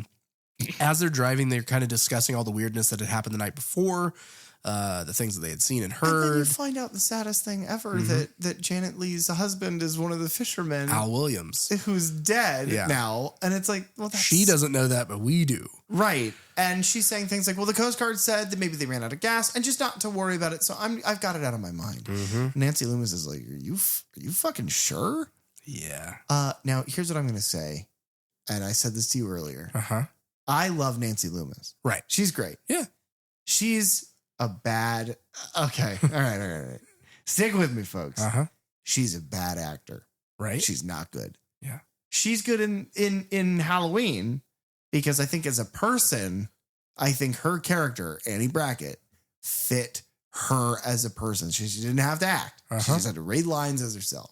Probably true. But like, she can't even really, to me, pull believably off like the tired, like personal assistant. Yeah. It just feels like somebody who is like in high school reading lines for like an extracurricular drama class. Her delivery is odd. I think it's just because I find her attractive. But it's like, I'm not saying she's a good actress. I like her weird delivery. I like her weird delivery too, because and that's what I told you earlier. There's a nostalgia that I can't break away from with her because of Halloween, because of Halloween 3.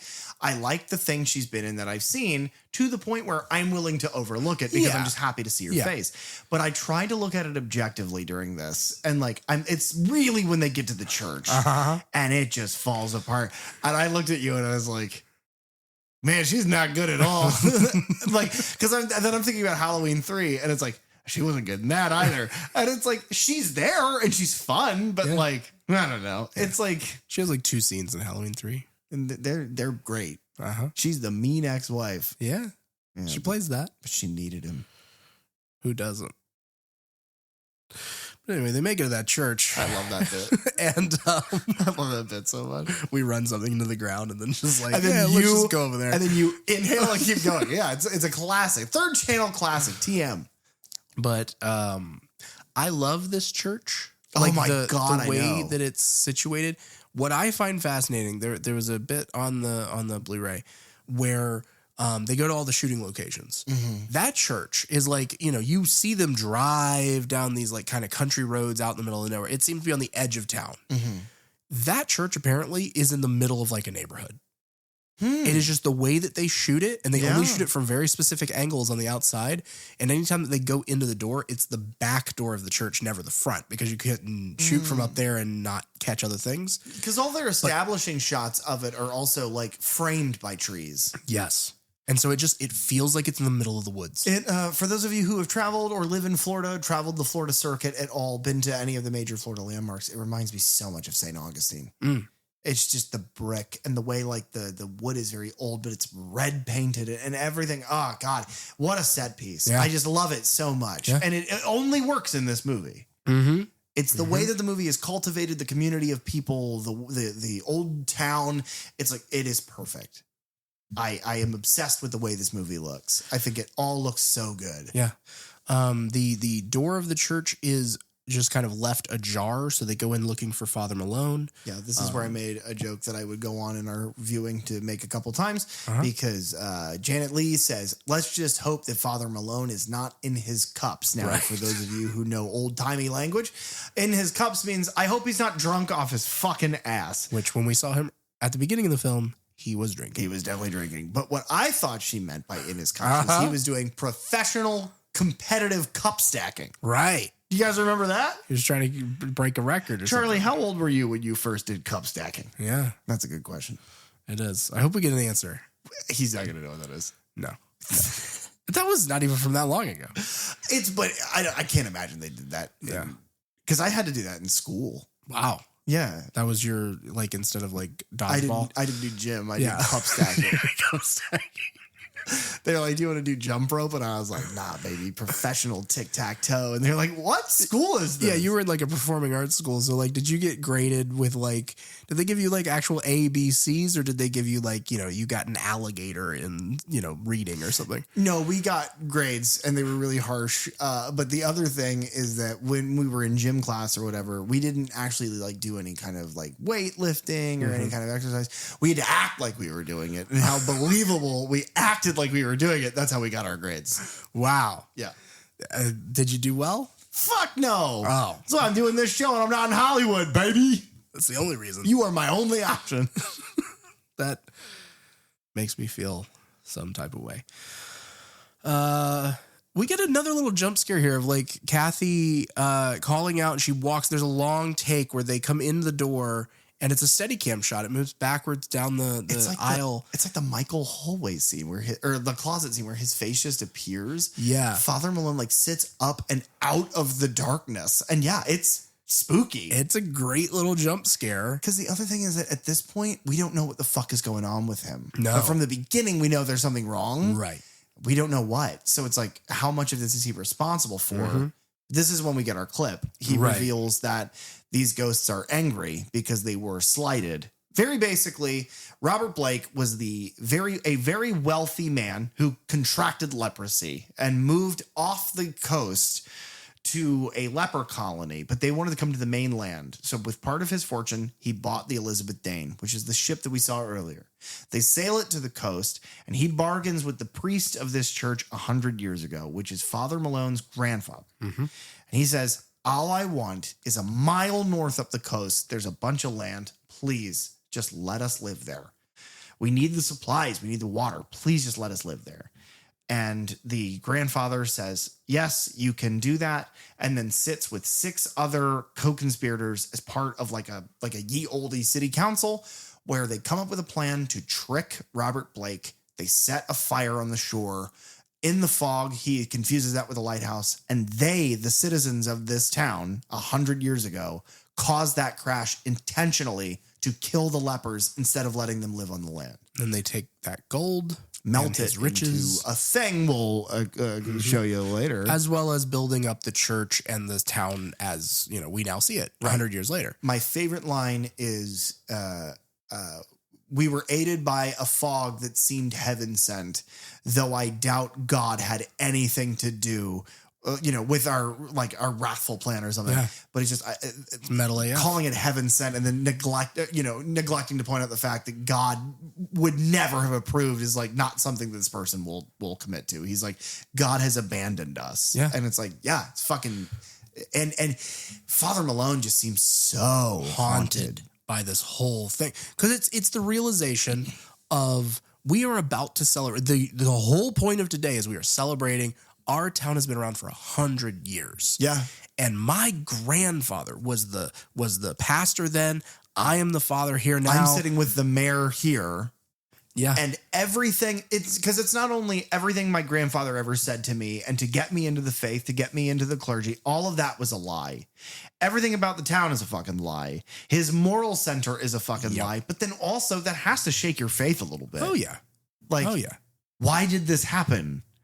It's just it's an absolute great amount of acting from Holbrook here, and I slightly undercut by Nancy Loomis being like, "Wow, your grandfather was a really good writer," and it's like, okay, good job, dude. But no, it's such a good it's also a good time in the movie to have given us that information because so far it's been the mystery, it's been creepy, and now it's like, oh, I am kind of rooting for the ghosts. Yeah, true. Like they are the victims. Yeah. And I love storytelling like that. Yeah, because it makes the viewer as conflicted as, the people in the story. So that evening, the town celebrations start. Nick tells Kathy about her husband having died out on that ship. And they start hearing Stevie talk about the fog rolling in, talking about like what happened with it last night over the radio. And so Nick calls her to discuss what they've experienced with the fog. And they leave to meet her at the lighthouse. Yeah. And Dan the weatherman is showing up for his work that night. But I love this because he shows up and the other guy's like, I thought you had tonight off. And Charles Cypher has this big grin on his face and he's like, yeah, I just wanted to come tell Stevie that I love her. Yeah. And it's just like, you're so fucking cute in your sweater. Yeah. I'm sure you're going to live for a long time. Yeah. Yeah. He definitely oh, wait, what am I reading here? Oh, no. I'm sorry. Yeah. Stevie is like, I can see the fog. Can you see it? And Cypher's like, well, no, not yet. Dan, I should call him by his character's name. Dan the weatherman is like, well, no, I don't see it yet. She's like, it's like glowing. I don't know what the fuck this is. And it rolls past the window of the weather station. And he's like, God, Dan, you idiot. He's like, because she's going, I can see the fog. Mm-hmm. It is glowing. And he goes, some asshole's shining a fucking flashlight into my window right now through this fog. Could you believe that? She's like, no, what? No, it's what I'm telling you. And he's like, this fucking flashlight. I'm mad about this. And then he gets murdered by ghosts. Yeah. Spooky pirate ghosts murder him into absolute death. Because, yeah, they have to knock on the door again. Yeah, it's cool as fuck. Oh, yeah. And it's another, like, I'm sure, I don't know how much of that was reshot or whatever, but it's like he gets a hook, like, up through the neck. And, of course, like, that sort of close-up shots are reshot there. Yeah. That's and then death number 4. Right. Yeah. Stevie starts making an emergency broadcast for Sheriff David Sims to contact her. As the fog kind of moves inland at that point, it knocks out like the town's power generators, the phone lines. But I love this. It's such a good piece of storytelling and such a good piece of cinematography blended together. Because earlier they mentioned the fact that the generator is filled with water and like frozen and rusted shut, in spite of the fact that the rest of the deck of the boat is completely dry. And we see a generator and we see the fog go into it. We see the generator spark and die. And it's like, oh, the fog is choking them out. And it's like, oh yeah. And then we see phone lines sparking. And it's like, there's just so much moisture in the air that this hell sent fog has shut the town off. Yeah. And it's scary as fuck. It really works. Yeah. Cause it is that thing of we experience fog all the time. Oh yeah. Especially down here. Yeah. And we're swamp country, baby. Right.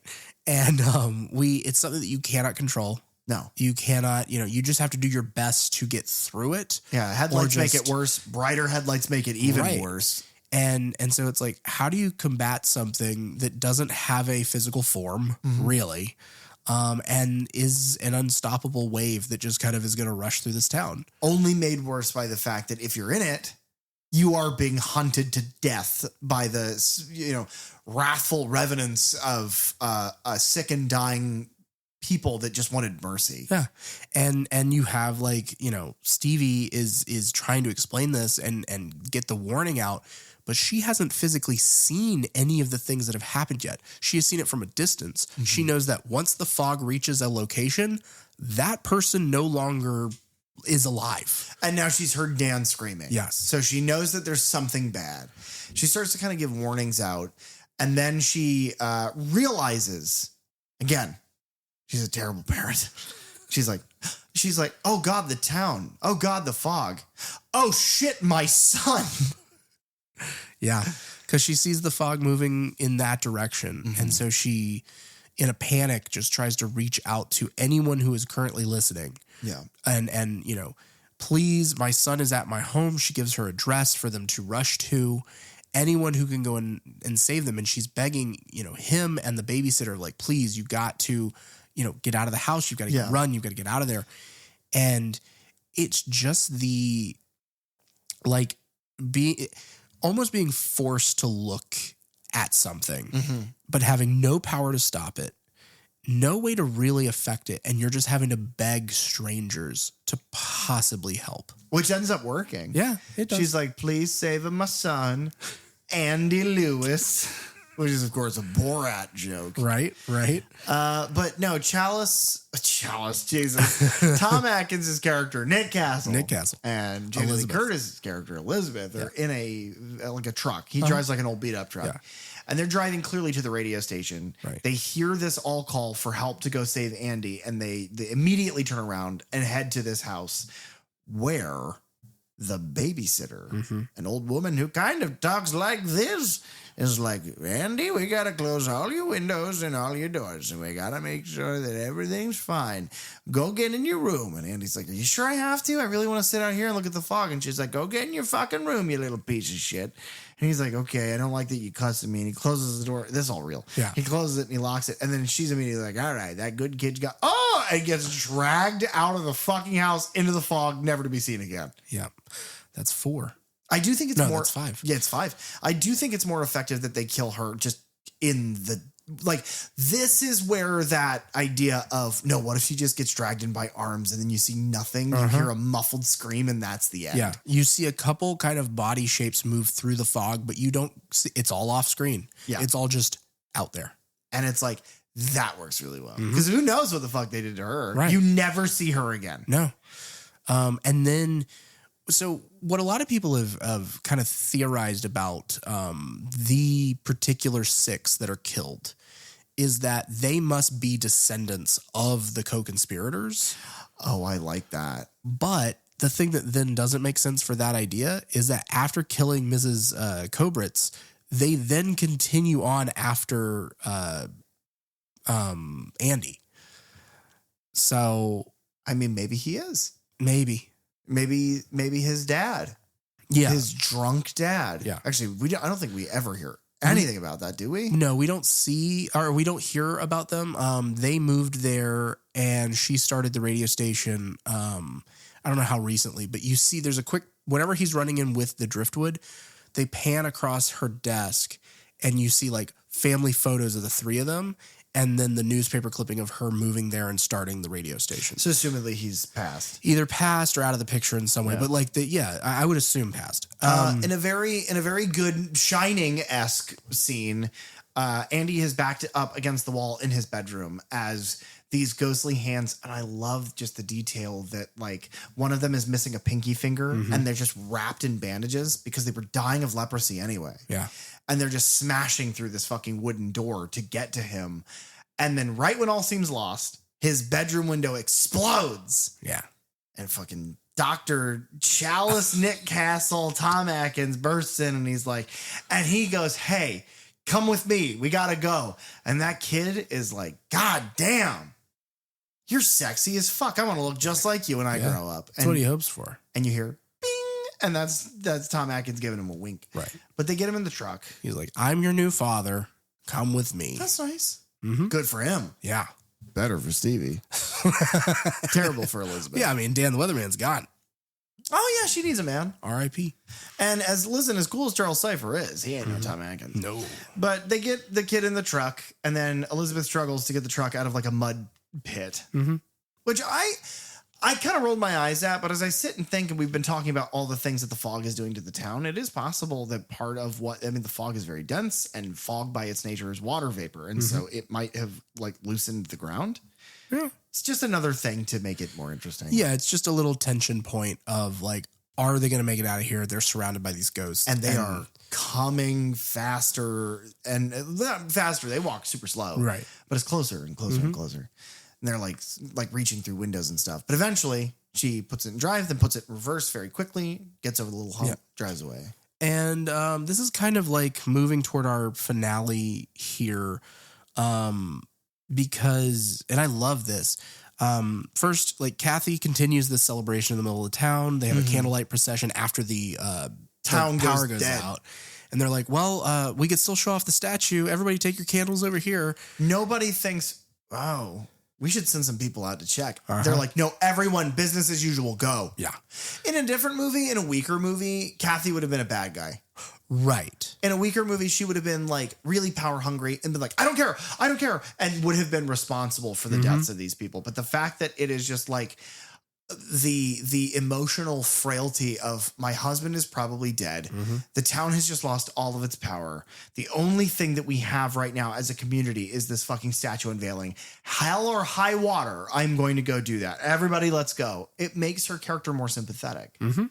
and not a villain for no reason. Right. She's not the mayor in Jaws. Right. She's just trying to make do the best that she can in this moment to hold it together for this town. And she's doing a good job. She's got the slack-jawed, poorly delivered support of her assistant Nancy Loomis. And then Sandy starts to take her home, and they hear over the radio Stevie talking about what's happening with the fog. And this is like one of my favorite things about this entire movie is Stevie being the eye in the sky and telling over the radio the townspeople, anyone who's out there, of like where the fog is currently moving through the streets as, Nick and Elizabeth and Andy are driving around, and now Kathy and Sandy are driving around. Yeah. And it's like second to seeing that pirate ship. Mm-hmm. It is her saying it's on like, and I'm going to make up names, but it's like, it's on Canal Street. Now it's on Broad Street. Now it's on this street. And you just have that very John Carpenter, almost tilted view of this like town square, not a downtown, little less than, but just strip malls, plazas like that. And then it does. The fog just in between buildings just rolls out into the street. And it's like, knowing it's on its way and only hearing it, and then you see it. Yes. Yeah, it's good. It's effective. It's effective. A lot of this here, I mean, because like I said, it's all big industrial fogger machines to put it out there. But then once you've got it into an area, you can't then control the flow of wind. Yeah. So like sometimes they would set up a shot, they'd get it and they could shoot as quickly as they could and then have to pump more in because it would just blow away. There's like at least one shot in the middle of all this with Nick's truck as they pull in and they back up and they drive in the other direction that is shot in reverse because it was like, oh, well, it is currently moving. The fog that we have pumped out is currently moving in one direction. We can't get it to come back toward us like we need it to. But if you drive and do the action in reverse, then when we play it in reverse, it will then look like the fog is enveloping you and chasing you. Yeah, it's brilliant. And I know they had to do that a couple of times. Yep. They did it at the very end as well. Yeah, which we'll get to. But yeah, Stevie says over the radio, if there's anybody out there right now that is not home, go to the old church. Yeah. It's like the only place to go, which is funny because that's the worst place to go because that's where the ghosts want to go. Right. And it's like, they don't know that. Right. But it's the place where the fog hasn't gone yet. So they all meet up there. Everybody, all of our characters that we've met and spent time with have now met up at this church except for Stevie. Right. And then the fog follows all of them to the church at the same time that it also descends down the hill and engulfs the lighthouse as well. Yeah. And we kind of cut back and forth between these two groups. One of them is just Stevie. Yeah. And the lighthouse is kind of a character. Yeah. And then it's everybody. It's Janet Leigh, it's Nancy Loomis, Jamie Lee Curtis, Kathy, Tom Sandy, Atkins, Nick, Elizabeth, Andy. They make it there with Father Malone. He has a revelation here. Yes. And I think it's horrifying that these people with the stolen gold of the sick and dying built up the church. And then with the rest of it, the grandfather priest felt remorse. And so decided to wait to give it the gold back to Robert Blake in 100 years when his vengeful spirit returns. He says, if there's a way to raise the dead, I'm going to save this money or this gold in a way where I can give it back. And he has taken all of it and melted it into a giant cross that is in the church, a giant 24 fucking karat golden cross. Yeah. There's something so disrespectful about that. And it's great. It's great because of what happens, obviously, at the very end of the movie. It's great because of the visual of it being something that they said would be for good, for God. And then it's just this sacrilegious, like false idol of gold. And it works on so many levels that somebody, after murdering a township of people, all sick and dying, would go, well, we did steal a bunch of their fucking money.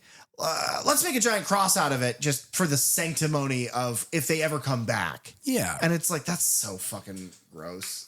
And it's good because, again, I think where the fog really succeeds is that the fog shows you, it's almost like, and I don't know if this is intentional or if this is just something that I'm projecting onto it, but it almost feels like the sort of like reclamation period after slavery.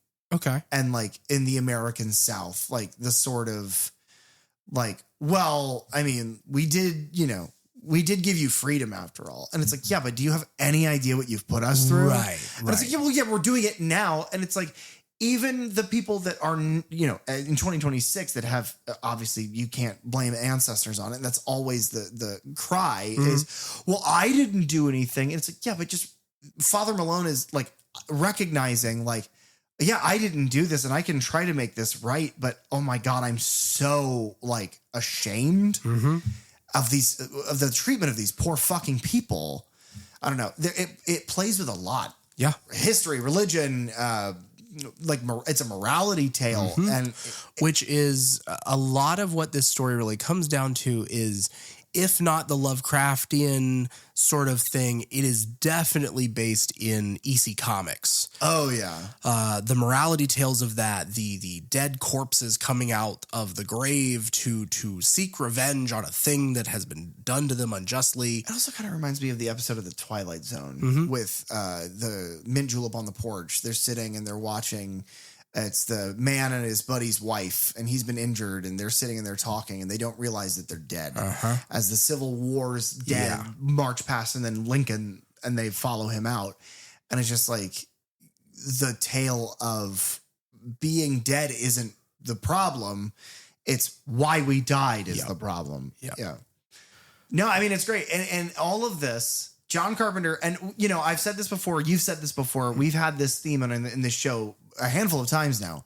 John Carpenter is the master of taking nothing and stretching it into a tapestry, whether that's money, set pieces. If he needs to make fucking Illinois out of California, he can do it. And so he made this entire morality tale out of the simplest ghost story I've ever heard. Oh yeah. It's fantastic. And I think it's that, I like that we get different versions of it throughout the whole thing, and more kind of awfulness gets revealed through it. But yeah, it is a simple tale. I will take the church if you want to take the lighthouse. Okay. So very basically, it's almost like very basically at the lighthouse. Okay, yeah. So oh God, that would be the funniest fucking thing ever. We could never publish it, but it's the funniest thing ever. Very basically, it turns into an assault on Precinct 13. It turns into like a zombie movie, which John Carpenter is want to do always. Always. There's always some sort of hand smashing through a window in all of his horror movies. But basically they all have to survive. And as the crew of Robert Blake is like smashing through the windows, and like they're trying to stay on top of it. They're putting things in front of the windows, but then those things just get fucking pushed to the ground or whatever. It's just zombie survival. Yeah. But as this is happening, Father Malone is realizing about the cross, about what it is. And then he goes, oh my God, I'm the sixth. I am the sixth conspirator. And he almost has that realization of like, if not, I am him, of just like, I need to be. Yeah. This is what I have to now sacrifice myself, basically. Which is, I think, a good representation of a man of the cloth is if me, atoning for the sins of my ancestry from my past saves these people, fine, I'll do it. And he goes out into the church, and then this is the famous shot of the movie. Right. This is the money shot. If the ship was good, this is great. It's just this empty church with red fucking carpets, these brick fucking walls, these old pews with their like old cushions, and it's all just it reeks of age, but like upkeep, like a historical site. And then in it gets very dark, and then the fog has rolled in, and it is like, how many bodies would you say are just standing there? I would say 6 plus Blake. Yeah. So 6, 7. Yeah. Yeah. 6, 7. Yeah. Sure. Skivity. Why not? Yeah, toilet. Yeah. Whatever. We're hip. But they're all standing there, and he's like, this is yours. They melted it. This is all I can give back to you. Please let this be enough. I'm so sorry. And Robert's fucking eyes just burn red. And being so stark black, you can't see anything. They're just shadows. And his eyes glow black, and he takes a few steps forward, and some of the light from this building has cascaded onto him. You can kind of see a beard and just this tattered clothing, and his skin is like rotten off. Mm-hmm. And he takes it. Yeah. And then it glows in like a holy light, and they vanish. Yeah. And it's like kind of beautiful. Yeah. I like it. Yeah. Because he grabs it and Father Malone is still holding on to it, and he almost is having like a seizure. It is like, I don't know if he's sucking his life force out of him. I don't know what it's supposed to be representing. And then Nick comes back in and he kind of like tackles him away, and that's when the flash of light happens. And Blake and the rest of the ghosts disappear. The fog kind of dissipates out. The cross is gone. Yeah, vanished. And that's what I'm saying is that I wish that had been the end. Mm-hmm. That the last sacrament was the person giving up, innocence and accepting culpability, making things right, providing reparations, and being absolved. Yeah. I like that as an ending. Yeah. I am fine with it not being the ending, but I do kind of wish that that's where the morality tale had ended. Yeah, I get that. But we have a whole lighthouse of shit. Yeah. Do you know who played Blake in this scene? No. Rob Bottin. What? Yeah, he did the special effects on this film. Did he really? Yep. He had done the special effects on The Incredible Melting Man in 1977, Rock and Roll High School in 1979, Humanoids from the Deep. Or maybe those were his acting roles. Damn, I should have written better notes. I think he did acting roles in Incredible Melting Man, Rock and Roll High School, and Humanoids from the Deep. And then we have talked about him because he did the special effects makeup for The Thing. Yeah. But this, I believe, is the first time that he works with Carpenter. Okay. And so then he takes him on for The Thing afterwards. Yeah. My favorite part of Universal Studios, one of my favorite parts, is that and maybe it's a replica, but I think that a lot of the stuff in there is original. That's why he's in glass cases. But regardless, there is a head monster from The Thing in a glass case, and a whole write-up of Rob Bottin. And I got to tell Alistair about who he was and like the work that he had done on The Thing, and about some of the effects that we talked about in that episode with Bug. But yeah, no, that's amazing, and I did not know that. And I love that. Apparently, I think Rob had asked John, like, do you need somebody to play that? Because I could do it. And John was like, I don't know. Have you ever really acted before? Well, hold on. Stand up. And he stood up, and he's like 6'4", and he's like, you got the part. That's how it goes with the fucking slasher guys. It's fucking Kane Hodder tells the story of he went into audition, and they're like, it's a silent role. And he's like, that's fine. And they were like, okay, well, can we get your measurements? And they walked up, and they've got like a tape measure, and they're pulling it out, and it gets to a certain length that apparently the casting director for Seven was just like, he's fine. That's fine. He works. Because it's like you're having to pull it so far to get a shoulder measurement. It's like, he can be Jason. Mm-hmm. This guy can be Blake. And he was. But yeah, when the fog envelops the lighthouse, Stevie is basically just trapped there. She, unlike the rest of the town, has her own generator that she starts earlier so she can keep broadcasting everything. But she goes back downstairs and kind of barricades the door. Because there's noise at the door downstairs, and fog is now crawling under the door. Yes, which any time that sort of shot happens, I absolutely love. Because it's scary. Well, you can close the door to a person, but what the fuck are you going to do about that? Right. Because they live in it. And it's like she doesn't know, are they physical beings that would still need to come through the door? Or if enough of that fog got in here and filled this room, can they just appear in here? Which it seems like they might be able to. Maybe. They get in the church and there's no door that they open. Right. Who knows? Who cares? They're ghosts. Right. And she doesn't even know that there's bodies in it. It could just be the fog killing people. Yep. But either way, she barricades it as long as she can. And then as they burst through, she runs back upstairs and then gets out onto the roof of the lighthouse. It's such a good scene. And it's horrifying. Oh, yeah, because you can't see anything. It's just like her on this red roof of the lighthouse. It is pitch black, surrounded by fog. But they've done such a good job of establishing shots with this lighthouse that we know exactly how high up she is. If she slips and falls, she's dead. Right, because she is on the cliffside. But you can't see it. No. So it's like when you're, what we were talking about at the very beginning of this review, when you're in the middle of the inky black water and you're like, if I go in there, I have no idea what's in there. Mm-hmm. It's like, oh, God damn. It's so well shot. Yep. And, you know, the one like set of a ladder that she crawls up to get up there, mm-hmm. we see the ghostly hands come up above and, you know, like a hook as she's being followed up there. And then behind her, again, kind of like, okay, we don't know these rules exactly. Do they just appear? Because then behind her on top of the lighthouse, as she's looking at the one at the ladder, she is surprised by another one behind her who then swings. And I don't know if he like catches her with the hook, like up in her shoulder. It looks like it. And so she falls and slides down the roof. And she's having to kind of like crawl back up, but now she's trapped between these two ghosts that are descending on her. And then this is happening at the same time that the cross is being given.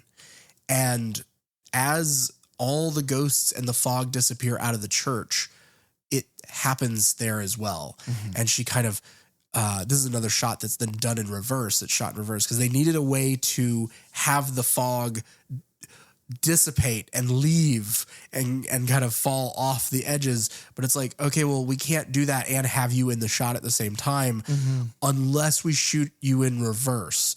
So think about the way that you're reacting to things and do them in the reverse order that you would. Also, try not to blink because that's very obvious whenever it's played in reverse. If I didn't know that, if I hadn't seen that commentary before watching the movie, I would never have known. No. It's handled so well. It is, because typically whenever I watch something and like, you know, like something feels off and you're just kind of like, it's like the whole Peter Cushing scene in Top Secret. It's bizarre. They did this in reverse. Okay. None of the times that it happens here does it feel like that. But yeah, we see, and after this is done, we see the fog roll away. It's finally over. Stevie narrates this awesome fucking monologue. Yeah, and this is kind of the last lines of the movie, if you will. Yeah. It is a reference to John Carpenter's favorite Howard Hawks film, Thing from Another World. Because at the end of that, the final lines of that movie are them saying, like, we have defeated this thing, but we don't know what it is. It comes from the stars. Keep your eyes on the skies. That's awesome. And that's basically what she says here is like, you know, the fog came out of nowhere. It descended on our town. People died and it has disappeared now, but it could come back. It's like the phrasing she uses is something along the lines of like, because we don't know why it came, we don't know if it will come back. Right. And then we cut to the church for one last time. This is like the actual finale of the movie. It's like the epilogue. And the Father Malone is like, you know, why, Blake? Why wasn't I the sixth, you know, conspirator? Why didn't you take me? And then he almost like, it's like a Looney Tune realizing they've run off the cliff and then they look down. He's like, oh shit. And he looks up and they're all standing back in the church. And he gets got. Yeah. He gets Father Maloned. He gets Post Malone. He's Post Malone. Oh, that's who he is. Well, no, he's a different guy. Okay. But I would have preferred him having survived. I think that he is oddly, he's like the Father Malone is kind of a hero in this story. I would like to have seen him rewarded for that, but I understand that the rules that they set up very early on is that you need 6 kills, and there are only 6 kills in this movie. Yes. And I think that is ultimately the EC Comics coming in, because it's like those stories, most of them, the grand majority of them, even when the people have atoned for their you know, mishaps, they're still punished. They are still punished by the end of it, typically. Unless that person is Ted Danson. Yeah. In which case... Leslie Nielsen. Right. Because then Leslie Nielsen absolutely can't atone for shit. He's the worst person ever. That's my favorite. Creepshow 1 and 2, any of the series, that's my favorite little vignette is the beach. Yeah. I really like this movie. Do you recommend it? I absolutely recommend this movie. Okay. Do you recommend? So I said earlier that I was going to give a little taste of what I thought about the movie and that some of it didn't work. I believe, and it's funny because this is why we do this, right? It's why we do this show in the first place, is because we will watch a movie at my apartment and we would finish the movie and we would walk out to your car for you to leave, and we'd walk out the movie. You'd get to my house around midnight. We'd start the movie just about when you got there. So typically movies over by 1:30 to 2 o'clock. Yeah. And we would stand in that parking lot until 5. Yeah. Just talking about the movie, what we thought about it, and it shapes my opinion to be able to talk through some of the things that I think are a little sticky, maybe don't work for me.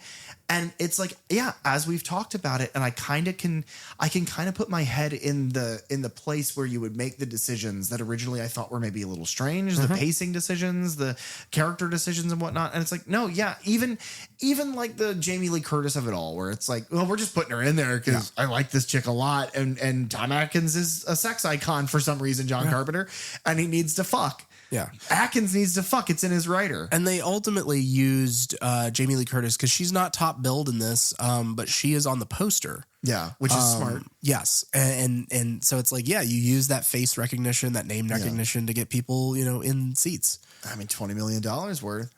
But no, in talking through it and thinking about all of the different things that, to my mind, it could represent. Maybe it does, maybe it doesn't, but just kind of exploring below the surface of what this movie provided.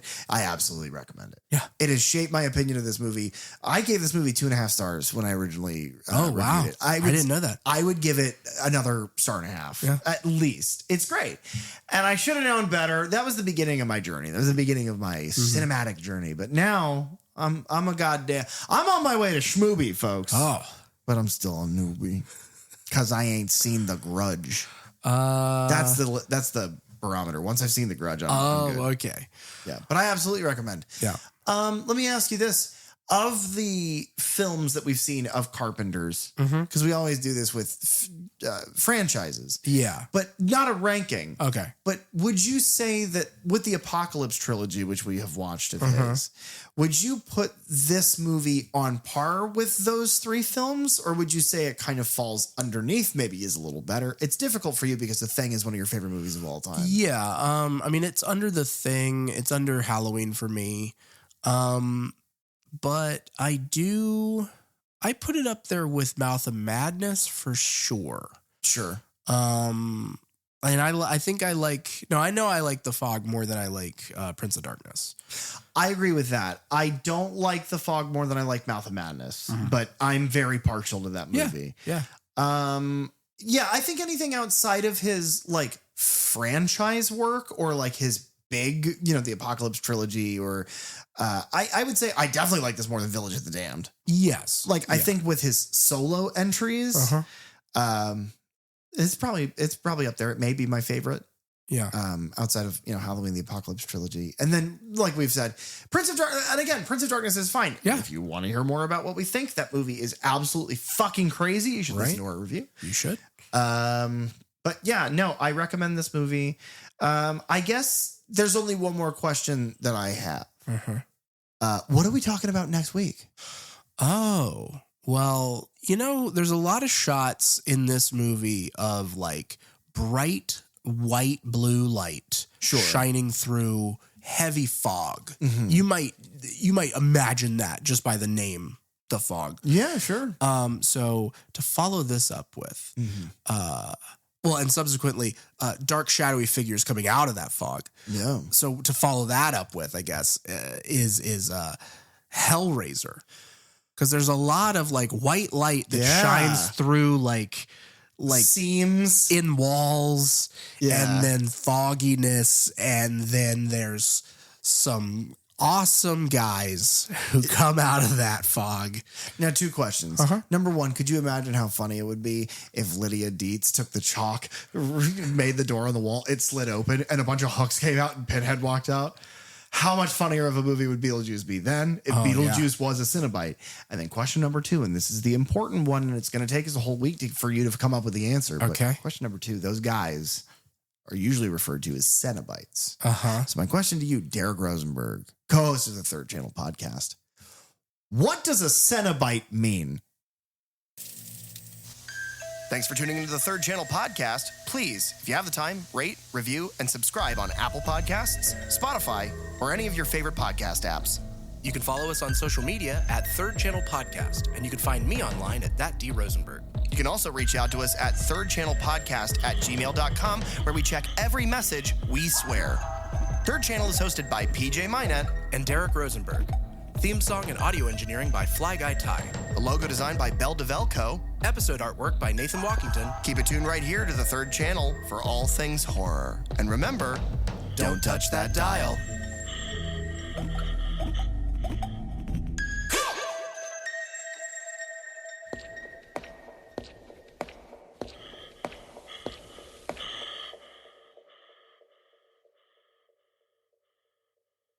Egg salad and eggs.